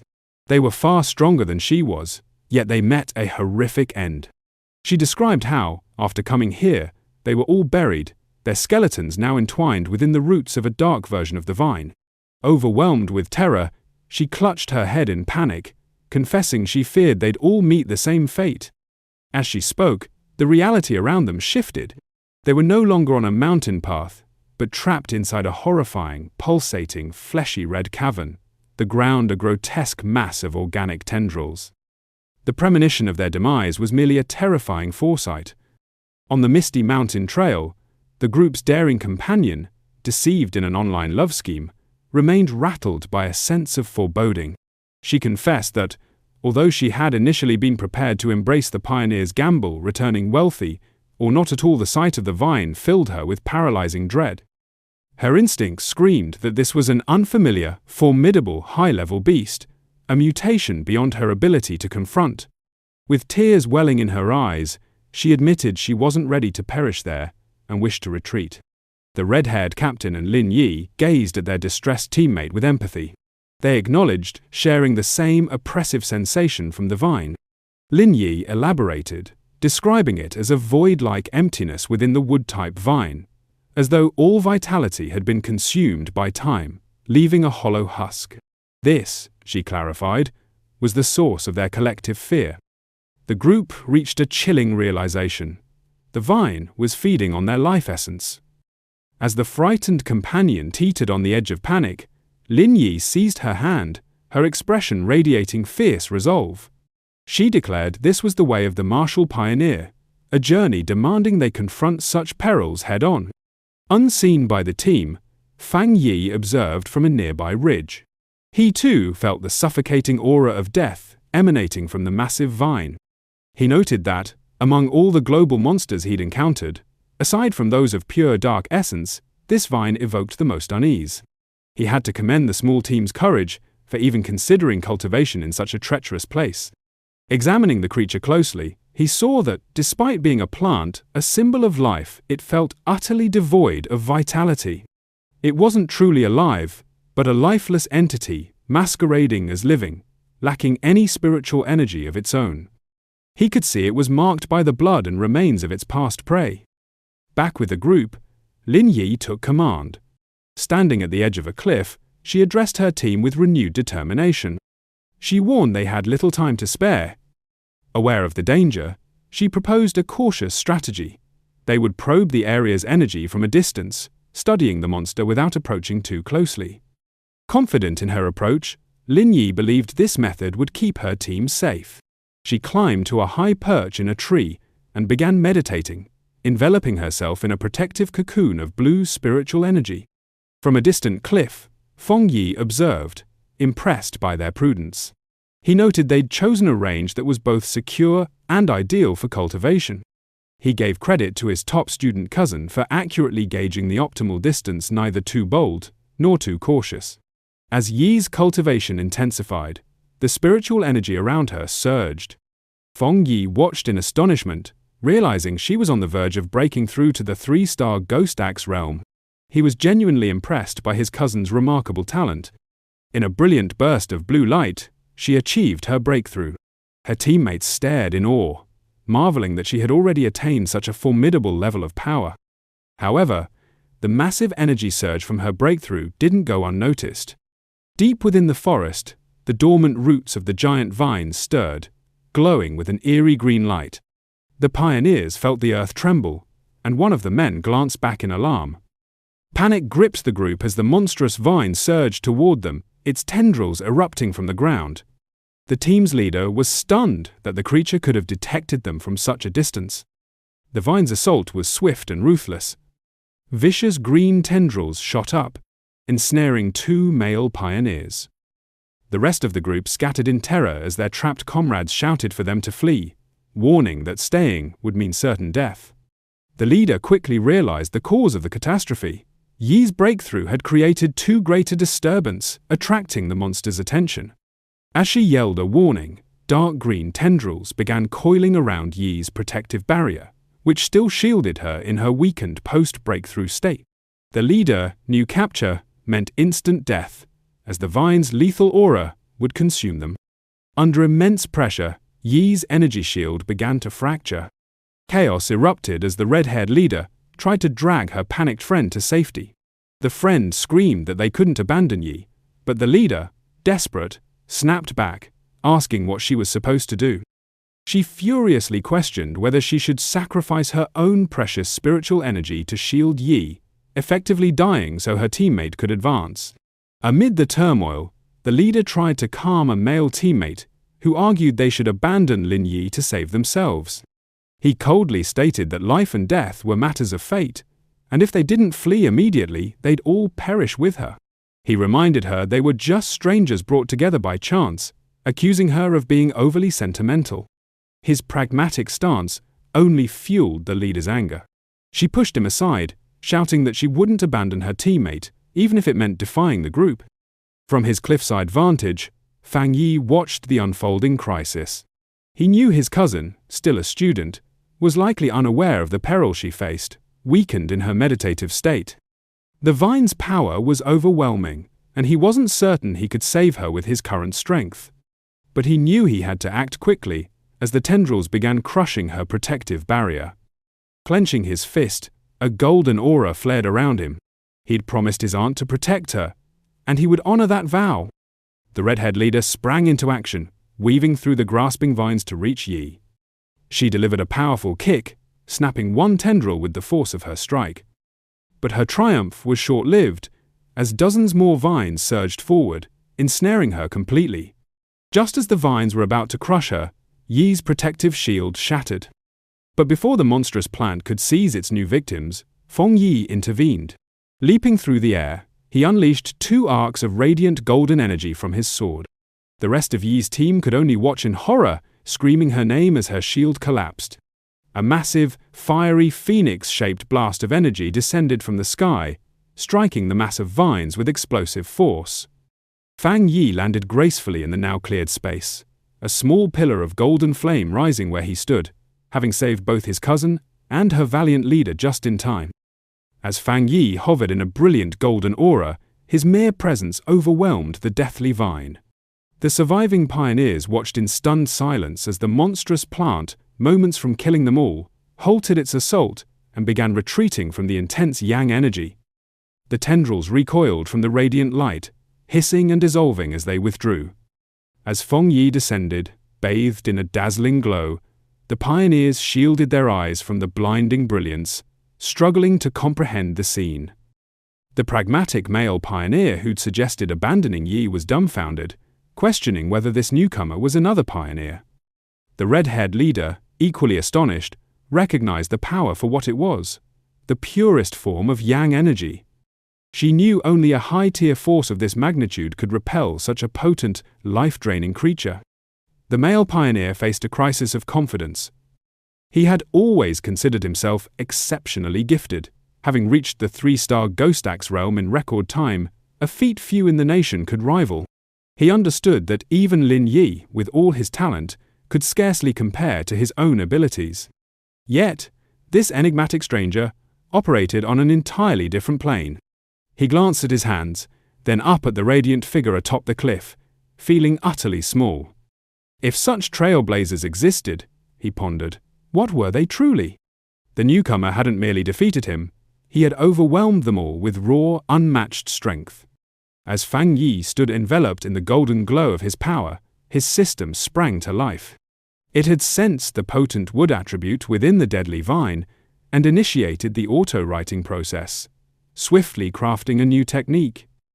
The system interface displayed the specifics of his newfound ability, endless vitality, a skill that could instantly draw in surrounding life force to mend wounds rapidly. As the vine's energy surged into him, a wave of vibrant green, life-giving energy enveloped him.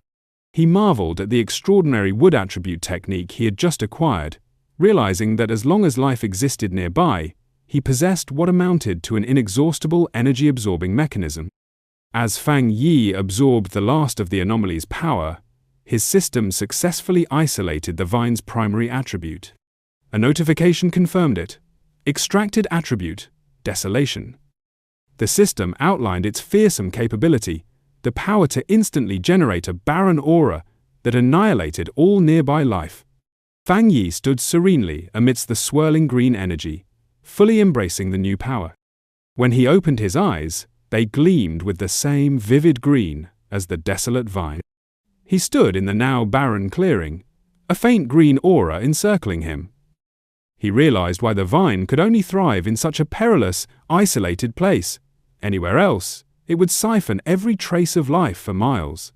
He reflected on the merciless nature of the desolation attribute, a formidable force that forcibly drained the life essence of others. His thoughts were interrupted by a grateful voice.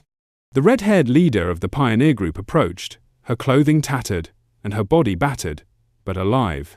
She expressed profound gratitude, stating that without him, they would all have perished. She asked how they could possibly repay him for saving their lives. Fang Yi dismissed her offer with a cool wave, saying repayment wasn't necessary and that their paths would cross again. Then he turned and walked away. In his mind, though, he didn't feel heroic. He knew he had only stumbled upon this opportunity because of their information. To him, he was the one who had gained the most from the encounter. As for the discord he had witnessed among the pioneers, it didn't concern him. With a final bound, he soared into the air, leaving the stunned group behind. He knew that in times of crisis, people's true natures were revealed, and a disorganized team like theirs would struggle in this dangerous new era. Left in the desolate clearing, the adventurous girl and the shaggy-haired man watched him depart. Still in shock, the girl wondered aloud what they should do next. The man responded with a bitter, accusatory tone, asking if she now regretted hesitating to save their teammates earlier. With the immediate danger gone, and Lin Yi now at the third tier, the red-haired leader knew their best course was to stay united. Later, Ye's eyes fluttered open, glowing a brilliant blue as she emerged from meditation. Her teammates hurried to her side, overjoyed that she was finally awake. The male pioneer who had suggested abandoning her now declared that their survival hinged on their leader's wisdom. Another teammate, however, insisted they should focus on the mysterious stranger who had saved them. Still disoriented, Yi asked what had happened, noticing her unconscious teammates sprawled on the ground. She stood, immediately struck by the intense, burning warmth of a residual yang attribute emanating from a nearby tree. She could feel its searing heat even from afar. The shaggy-haired man stepped forward, offering to recount the events that had transpired while she was unconscious. Later that day, standing outside her cousin's apartment, Yi was still grappling with the astonishing events. She could hardly believe someone so powerful existed. Her teammates' words echoed in her mind. He had called the mysterious pioneer a monster, describing how the vines they couldn't even dent had been effortlessly repelled by his power, and how the massive Bianto orc had retreated high into the sky, no longer daring to approach. Such was the commanding presence of the man who had saved them. She knew that, though he was long gone, the vine remained subdued, a testament to his lingering influence. Opening the apartment door, she was surprised to find Fang Yi there, greeting her with concern. Noticing her pallor, Yi quickly composed herself, forcing a smile and attributing her fatigue to a long day of studying. Fang Yi accepted her explanation, telling her she had worked hard and should rest. He offered to order takeout for dinner, and she agreed before retreating to her room. Once inside, she collapsed onto her bed, utterly drained. She knew breakthroughs were mentally exhausting, demanding immense focus. She felt more fatigued than if she had stayed awake for a month. Lying on her bed, scrolling through her phone, she felt a wave of relief. She was no longer ordinary. She wouldn't succumb to a few sleepless nights. She accepted that this relentless, life-threatening struggle was the fate of a pioneer in a rapidly changing world. She thought of her cousin's seemingly normal, peaceful life, and knew such a life was no longer within her reach. Her quiet reflection was interrupted by a new message in her pioneer group chat from a user named Guyan, the enigmatic, powerful member who rarely appeared. Guyan had sent a concise message. "If you find any more traces of that strong man, please let me know." It was the first time Guyan had spoken in the group, instantly capturing Yi's attention. She responded, agreeing to the request, then posed her own question to the group, asking if they thought the man who saved them could be the same one from the Dark River Lava Dragon incident, and if so, why he would have helped them. The group chat erupted with a post about the mysterious high-tier Yang Attribute Master, describing his sun-splitting / in vivid detail, recounting how a witness had been driven from a cave by a blast of white-hot light. The post's author declared with absolute certainty that no other pioneer in the Sea Country could rival his power, and warned everyone to steer clear if they ever encountered him. Meanwhile, Fang Yi was heading out for the evening on his bicycle. He was confident that after the day's events, his cousin would be less guarded around him, allowing him to move freely without arousing suspicion. With this newfound freedom, he had a new mission in mind: finding a suitable carrier for his desolation attribute. He knew this power was most compatible with plants, and pedaled off into the night to begin his search. As he rode through the darkness, Fang Yi considered the best way to utilize his newly acquired desolation attribute. He recognized that, despite its potency, it was inherently destructive, rooted in decay. He worried that applying it to his own body might cause adverse effects. Moreover, he feared its malevolent nature could clash with the purifying essence of his thunder attribute. He concluded that the best approach would be to find a carrier for the attribute, something akin to the strange vine itself.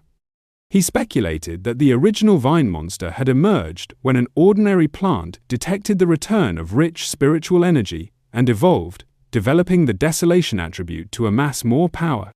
With this idea in mind, a plan took shape. With a confident smirk, he knew exactly where to go. He followed a moonlit road, guided by a sign pointing toward the forest park. Arriving at the expansive urban park, he left his bike and ventured into the woods. Under the bright full moon, he walked through a field of glowing, vibrant flowers. He knew he needed to find the perfect one, a plant that could forge the strongest connection with his spiritual energy and resonate closely with him. Shutting his eyes, he concentrated, extending his spiritual essence outward. A vivid emerald glow emanated from him, washing over the forest and enveloping the flora. He sensed a reaction from the plants, their own spiritual vigor surging to connect with his. He observed that, despite their robust response, it still fell short of what he required. As Fang Yi pressed on, channeling his spiritual energy, he understood he needed a far stronger reaction from the surrounding greenery. Abruptly, he halted, his focus drawn to a particular spot in the woods. There, amid the tall grass, a lone white blossom with a radiant core swayed gently, as if beckoning him. He pondered if this was the one he'd been seeking. Approaching cautiously, he extended a finger. As it grazed the flower, its petals folded around his fingertip, absorbing the spiritual energy he radiated. The blossom then unfurled again, appearing content, as if it had just savored a hearty feast. Fang Yi knelt beside it, a faint smile crossing his lips. He noted its potent spirituality. Though merely a plant, it had responded to his touch like a hungry pup, eagerly consuming his energy and nuzzling his fingers for more. He knew he'd found his vessel. Among the entire forest, this tiny flower had the most powerful reaction to his aura, making it the ideal vessel for the desolation attribute. He spoke to the flower, declaring it the chosen one, and asked if it was prepared.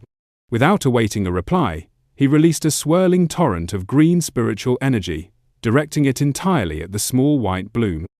A system prompt materialized, seeking confirmation. Do you wish to forcibly imbue the desolation attribute into this plant? With his eyes blazing a brilliant green, he gave his approval. A dazzling light burst from his hand as the flower began to metamorphose, its petals expanding into a grander, more intricate and potent form. The infusion process concluded in a vibrant flash of green. Fang Yi was momentarily stunned by the sudden surge of power.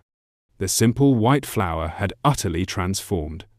Its petals had bloomed into a stunning lotus-like structure, its leaves now thick and luminous, all aglow with a formidable green aura.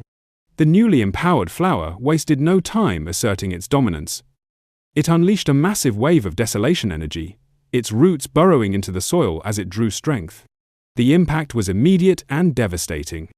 The lush, vibrant forest around Fang Yi withered in moments, trees perishing, and the earth turning to ash. He marveled at the sheer malevolent force of the desolation attribute. In mere seconds, the energy had consumed an entire swath of the forest and continued to spread rapidly. As the flower's glow dimmed and its form shrank slightly, Fang Yi knew he had to depart. Allowing the process to continue would undoubtedly attract the attention of the Spiritual Energy Association. He reached down and carefully uprooted the glowing flower, roots and all. He was aware this park, so close to the city center, was a risky place for such an experiment, likely monitored by the association, who were vigilant about the dangers of the spiritual energy revival, turning even ordinary plants into threats. He'd noticed the increased security cameras and the absence of other people in the park upon his arrival. As he walked away, clutching his newfound treasure, he observed something remarkable. The flower continued to draw energy from the air, thriving and even flourishing without its roots anchored in the soil. Examining it closely, a smile of awe spread across his face. He found it extraordinary that its spirituality remained undiminished since being plucked, especially since it had been a common wildflower just moments before. This led him to a profound realization. By infusing the desolation attribute, he had unlocked the plant's evolutionary potential, setting it on a path to become far greater than its original destiny. Just as Fang Yi prepared to exit the park, a piercing alarm blared through the forest, its red light flashing. A loud robotic voice issued a grave warning. Abnormal value exceeded. Fang Yi instantly realized that despite his haste, he'd triggered the park's monitoring system. With no time to spare, he grasped his newly acquired desolation flower and swiftly fled. Miles away, in a high-tech control room marked Spiritual Energy Revival Plant Research Department, the same alarms echoed. Technicians scrambled, shouting that the anomaly readings were spiking wildly and demanding answers about the cause. An order was issued promptly. All staff were to don protective bracelets, enter the park, and seal off the area, preventing anyone from entering or exiting. A team in full protective gear ventured into the now barren section of the forest. One member checked his wrist device, which displayed a dangerously high reading of 30. He remarked that this was alarmingly elevated by comparison. The incident at Qingcheng University had only reached 8 to 10, and even the mighty Dark River lava dragon had peaked at 25.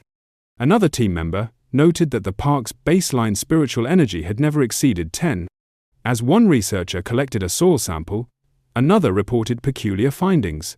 Air humidity, surface temperature, and sunlight levels were entirely normal, yet all the plants in the area appeared drained of life in mere seconds. The team leader decided they needed to approach the epicenter to determine what kind of spiritual attribute could cause such an event. But as one member stepped forward, a bespectacled senior researcher shouted for him to halt and stay back. With grave authority, he warned them not to touch anything, identifying the residual energy as the desolation attribute. He then asked if any of them knew about the vine that had recently descended from the heavens. The younger researchers fell silent, stunned. One finally spoke, realizing with mounting dread that the senior was referring to the notorious devil-like vine, already classified as an A-level mutation. The senior researcher confirmed their fears. Standing before a spectral image of the vine, with the souls of its victims trapped at its base, he explained the source of its terrifying power, its natural desolation attribute, a parasitic force that sapped the life from all nearby beings, claiming everything it touched. The young researcher, who had nearly stepped into the dead zone, clutched his chest, sweating and gasping in fear, thanking his superior for saving him from certain doom. The senior researcher elaborated that the area around any plant awakened with the desolation attribute became a death zone, where any who entered would have their life force consumed. He recalled data on another such plant in Zaya country, a decaying ancient tree in a forbidden zone in one city, that obliterated any life that approached. He surveyed the lifeless clearing with deep concern, noting that the mutation of plants in this new era could not be underestimated. From their knowledge, the desolation attribute was the most powerful a plant could awaken. And now, alongside the ancient tree and the celestial vine, a third had emerged. His explanation was cut short by a hand clapping his shoulder. The research team turned, startled, to see the stern face of Major Han Li, who had arrived with his own squad of soldiers. The Major had already been briefed on the situation. He directed all the researchers present to don the advanced protective gear his team had brought and to accompany him into the contaminated zone. With Major Han Li at the forefront, the newly outfitted group, now including Su Qingyi, advanced resolutely into the dead zone. As they proceeded with their scanning devices, they encountered a string of perplexing findings. They were unable to pinpoint the origin of the desolation energy, and the aura itself was rapidly dissipating. The energy level had plummeted to 25 within the short time since their arrival. This contradicted their understanding of the celestial vine, which was known to be mobile. Major Han Li turned to Su Qingyi, proposing a more thorough investigation of the area. She nodded, her face grave. As Major Han Li and Su Qingyi began their probe, two team members with glowing blue auras started tracking the residual spiritual energies flow. The energy trails guided them from the outer boundaries of the dead zone to a single origin point. As they neared it, they halted, their expressions filled with astonishment. Simultaneously, Major Han Li and Su Qingyi grasped the terrifying reality. The source of the desolation energy had been excavated and removed. A researcher in a protective suit expressed disbelief, questioning how such a feat could even be accomplished. Major Han Li realized that if someone possessed the ability to infiltrate a desolation dead zone and extract its source, their identity was of critical importance. Su Qingyi, however, proposed an alternative theory. She presented a glowing datapad to the Major, explaining that after conducting an extensive data analysis, they had identified an individual whose movements aligned with both this incident and another recent anomaly. The screen displayed a file with a photo of Fang Yi, his name prominently shown. At that moment, Major Han Li informed Su Qingyi that he would forward all of Fang Yi's details, confirming that he was very likely the same pioneer she had previously communicated with. With a tip of his hat, he stated that the matter now rested with her organization. Left alone in the barren woods, Su Qingyi clutched the datapad, her face reflecting a somber realization. 2 hours later, in his apartment, Fang Yi delicately placed his newly acquired desolation flower into a small pot. He grinned, noting that this was his first attempt at nurturing a flower, which he fondly dubbed the obedient little white flower. He told it that, now imbued with the desolation attribute, it would cultivate itself and become a formidable ally.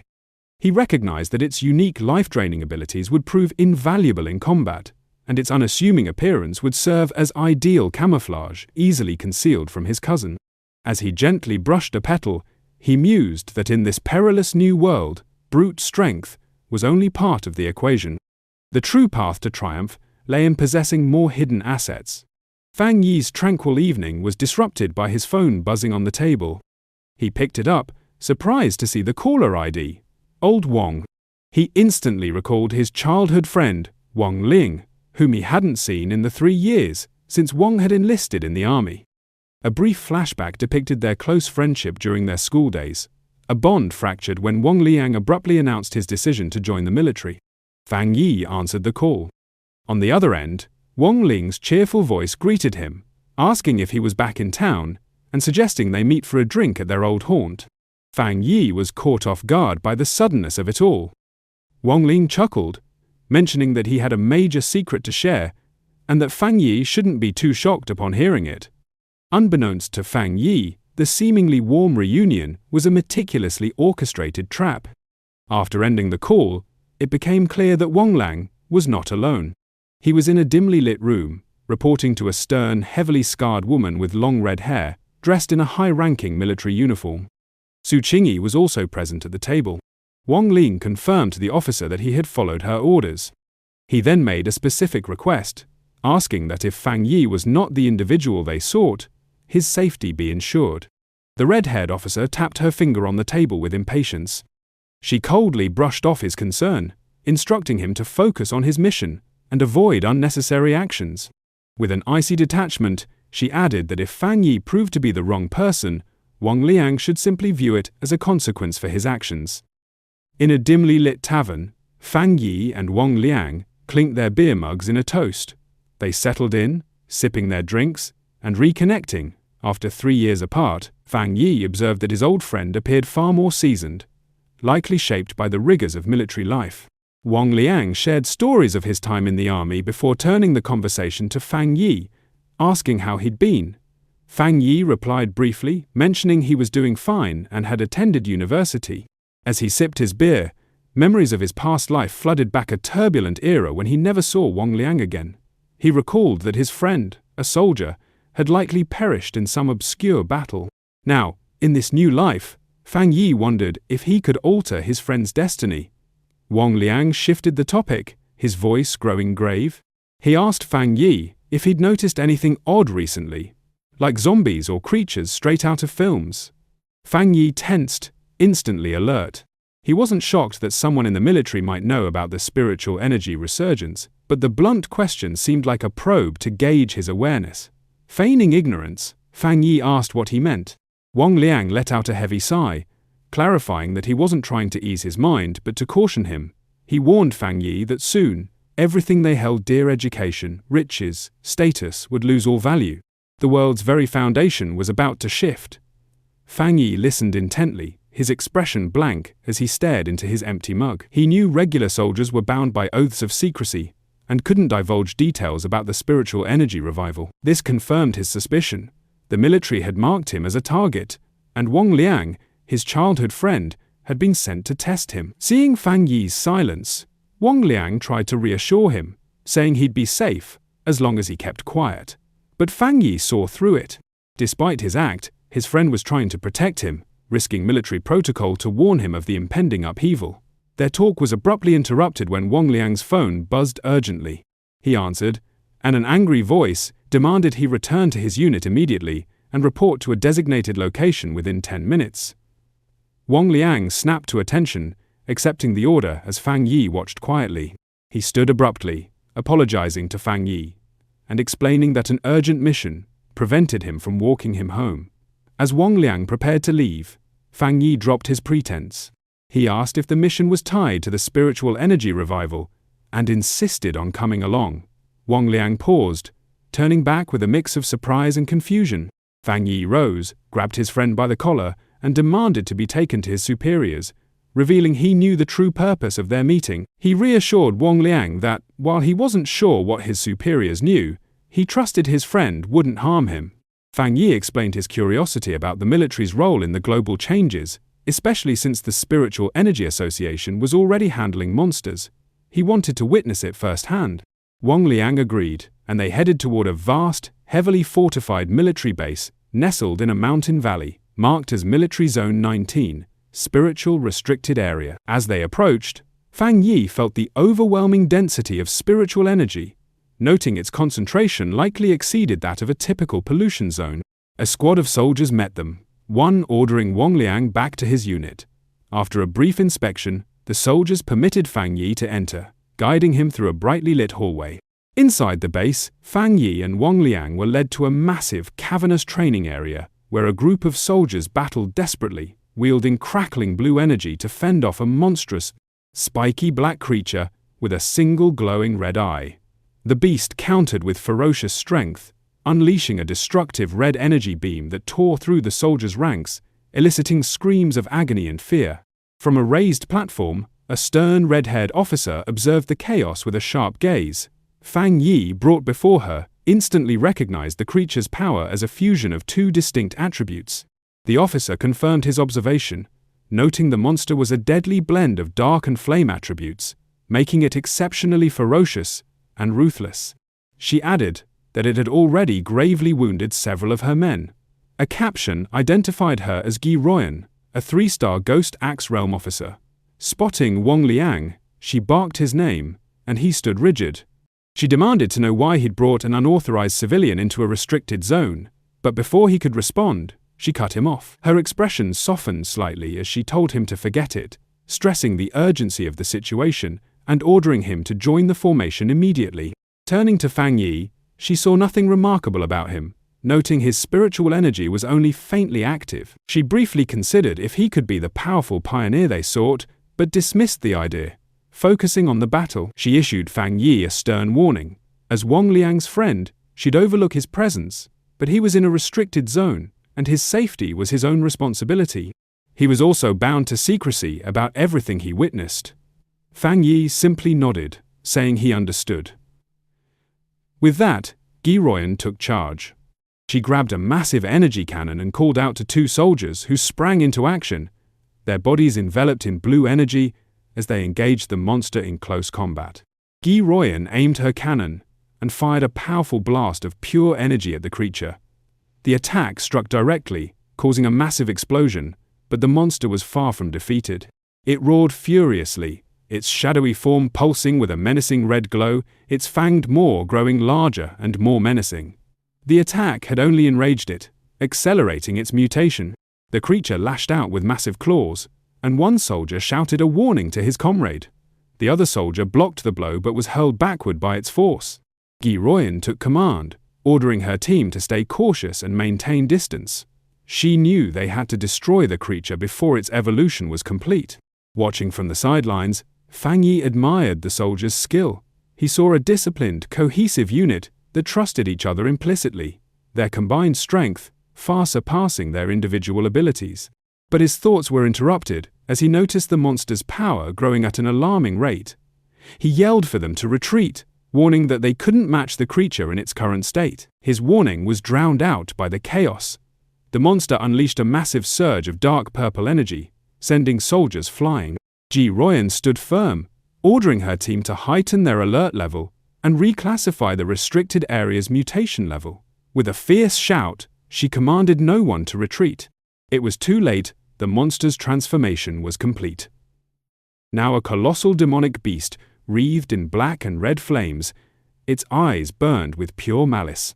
A soldier shouted in terror that the evil dog had fully merged with the dark attribute and completed its mutation. Its single eye, now a blazing red orb, locked onto Wang Liang, who stood frozen in fear. As the monster prepared to attack, Gi Royan and Fang Yi reacted with horror, realizing Wang Liang was in grave danger. Just as the creature lunged forward with a burst of power, a soldier was thrown back violently by a surge of energy. Gi Royan shouted for her team's attention, declaring that the C-level evil dog had fully mutated into a B-level threat, necessitating an immediate shift in strategy. The soldier who had been thrown coughed up blood, collapsing. Fang Yi rushed to his side, catching him and asking if he was okay. The wounded soldier explained he'd been trying to channel spiritual energy into the monster's restraining collar, but its evolution caused the device to explode violently. Despite coughing up thick black liquid, he tried to stay strong, telling Fang Yi not to worry about the officers of Restricted Area 19. Fang Yi's face darkened with grim anger. Realizing her standard weapons were ineffective, Gi Royan dropped her heavy energy cannon. Standing before her remaining troops, her resolve unbroken, she issued a final, desperate order. No matter the cost, even their lives, they could not let this B-level mutation escape the restricted zone. But as she and her team prepared for their last stand, Fang Yi stepped in front of her, blocking her path. Gi Royan demanded to know what he was doing, but he ignored her. His eyes and hands began to glow with a brilliant blue light, arcs of raw lightning crackling around him, a clear indication that he was ready to enter the fray himself. Fang Yi stood enveloped in shimmering blue lightning, taunting the monstrous beast with a smirk, his eyes alight with raw energy as he challenged its strength. He surged forward toward the mutated creature, his arm transforming into a streak of vivid blue power aimed directly at its head. The collision was monumental, unleashing a colossal burst of divine thunder that overwhelmed the beast entirely. The sheer intensity of the strike sent a shockwave rippling outward, hurling nearby soldiers backward. One soldier, awestruck, muttered that he couldn't fathom what he'd just witnessed, realizing this was the same B-level monster their commander, Gi Royan, couldn't defeat single-handedly. Wang Ling, equally stunned, turned to Gi Roy and asked if his friend was truly who they believed him to be. With a grave expression, she affirmed that there was no mistake. She declared he was undeniably the pioneer known as the Tyrant. Fang Yi stood composed before the beast, still wreathed in flames but visibly weakened by the lightning. Noticing it wasn't fully defeated, he remarked that he'd need to finish the task. He instructed Gi Royan and Wang Ling to step back for their safety. Ji Royan observed him, reflecting on how her entire team required an intricate formation just to confront a B-level threat. Yet here he was, preparing to handle it alone. She pondered the nature of his power, acknowledging that his was the most potent manifestation of the thunder attribute she'd ever encountered. She recognized that, even now, he ranked among the nation's elite pioneers, and she began to speculate about his potential once the spiritual energy revival reached its peak. As Fang Yi raised his hand, summoning even more electric energy, a look of astonishment crossed Ji Royan's face. She glanced upward to see a massive storm of thunderous energy coalescing in the sky above him. She couldn't help but wonder how terrifying his power might become as he continued to grow. With a final step forward, Fang Yi unleashed the full might of his thunder attribute. A towering column of brilliant blue lightning erupted from the ground beneath the monster, a spectacle befitting his codename, the Tyrant. His eyes, still sparking with residual electricity, reflected a quiet resolve as the blinding light of his attack began to dim. The surviving soldiers watched in awe and fear. One whispered to another that the sight sent shivers through his entire body. While he could withstand the monster's corrosive dark energy, the sheer destructive force of the thunder was on an entirely different plane. As the dust cleared, Fang Yi casually flashed a thumbs up to his friend, proclaiming the threat eliminated. Wang Leng rushed over, exclaiming with relief that Fang Yi had nearly scared him to death. Overjoyed, Wang Ling playfully nudged his friend's shoulder, chuckling that he never imagined his old pal could be so formidable. The mood shifted as Wang Liang apologized, admitting he'd suspected Fang Yi was a pioneer, but had to follow orders. Fang Yi waved it off, asking why his friend was being so formal after 3 years apart, and assuring him he understood. Their reunion was cut short as Ji Royan approached. She formally expressed gratitude for Fang Yi's aid, offering her hand as a gesture of respect. With a faint smile, Fang Yi accepted her thanks, shaking her hand and noting that it was no trouble, as he'd primarily acted to save his friend. She introduced herself as Ji Royan, the warden overseeing Forbidden Area 19. Explaining that his actions had saved the entire base, she said she needed to file an official report and asked if he'd provide his contact details. Fang Yi agreed without hesitation, while Wang Leng watched from the sidelines, quietly marveling at the surreal sight of his stern commanding officer treating his childhood friend with such deference. With formalities concluded, Ji Royan made a serious and direct proposal. She stated that Fang Yi's strength surpassed many of the military's own elite pioneers, and formally invited him to join their ranks. However, she admitted that an offer from a mere base warden like herself might not be enough to sway him. Internally, she was still grappling with the magnitude of his power. What stunned her most was realizing he was a 3-star Ghost Axe realm cultivator, just like her, yet his abilities far exceeded the known boundaries of that realm, marking him as a prodigy of extraordinary might. Fang Yi calmly asked if she truly believed she wasn't worthy of extending the invitation. Under the weight of her superior's authority, she confirmed his words, admitting there was no denying it. She explained that the order to involve him had come from high command, and she was certain they would personally approach him in the future. Fang Yi gave a small chuckle, telling her there was no need for such formality. Placing a hand on his chest, he expressed genuine respect for them all, noting that not everyone had the bravery to sacrifice themselves for others. He admitted he'd never seen soldiers in combat before, and what he'd witnessed today had deeply moved him. Touched by his sincerity, Ji Royan could only offer a quiet thank you. He then made a proposal of his own, offering that if they ever faced trouble in the future, they could call on him for assistance, just as they'd always protected ordinary people like him. However, he added a crucial condition. They could not interfere with his personal cultivation or restrict his freedom. His unexpected offer left Ji Royan momentarily speechless. With their discussion concluded, Fang Yi noted that it was getting late, and he should depart. Ji Royan agreed, mentioning that she and Wang Liang still had to dispose of the mutated creature's remains, and she'd arrange for someone to escort him back. As he stood before the soldiers, Fang Yi finally grasped the military's true role in this new era. He realized they stationed themselves in these perilous, spiritually rich zones for 2 purposes: to harness the energy for their own training, and, more critically, to serve as a vital barrier between the ordinary world and the bizarre monsters now threatening it. After his departure, Ji Royan turned to Wang Ling and remarked that his friend could no longer be described with a simple term like impressive. She knew that what they'd witnessed was merely a glimpse of his true strength. The fact that a pioneer could achieve such power so swiftly demonstrated his extraordinary insight. She concluded that he possessed a rare combination of luck, courage, and raw talent qualities essential for greatness. Noticing his commander's profound respect for his friend, Wang Liang eagerly suggested that if she felt unfit to recruit him, she should let him, as his childhood friend, take on the task.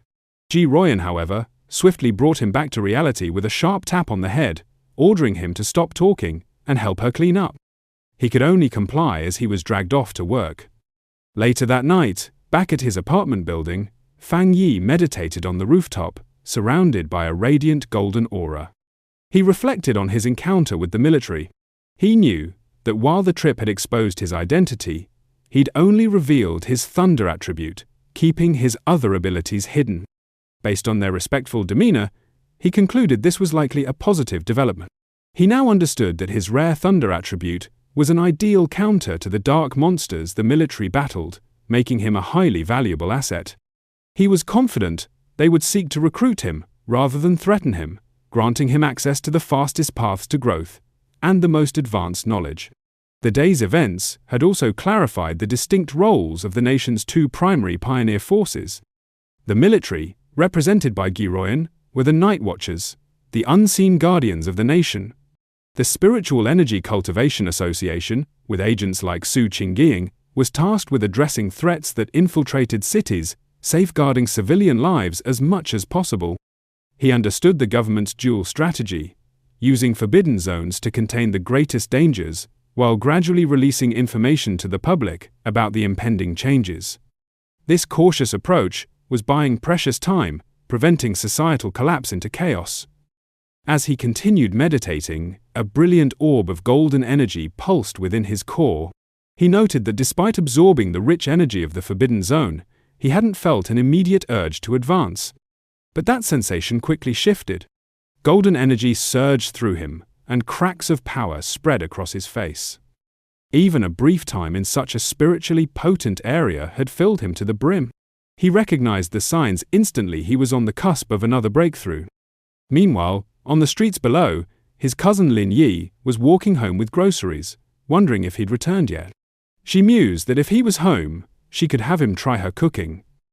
Her casual thoughts were abruptly shattered when she looked up and saw a massive pillar of golden light piercing the night sky from the direction of her apartment building. Her eyes widened in shock and alarm. A reflection of a blazing divine axe appeared in her gaze, as she recognized the potent energy of a ghost axe realm advancement. But she quickly realized she was mistaken. The sheer magnitude of the power, manifesting as a colossal fiery divine axe in the sky, was far too terrifying for an ordinary breakthrough. She could only stare in disbelief, wondering if another formidable pioneer was making their move in the city.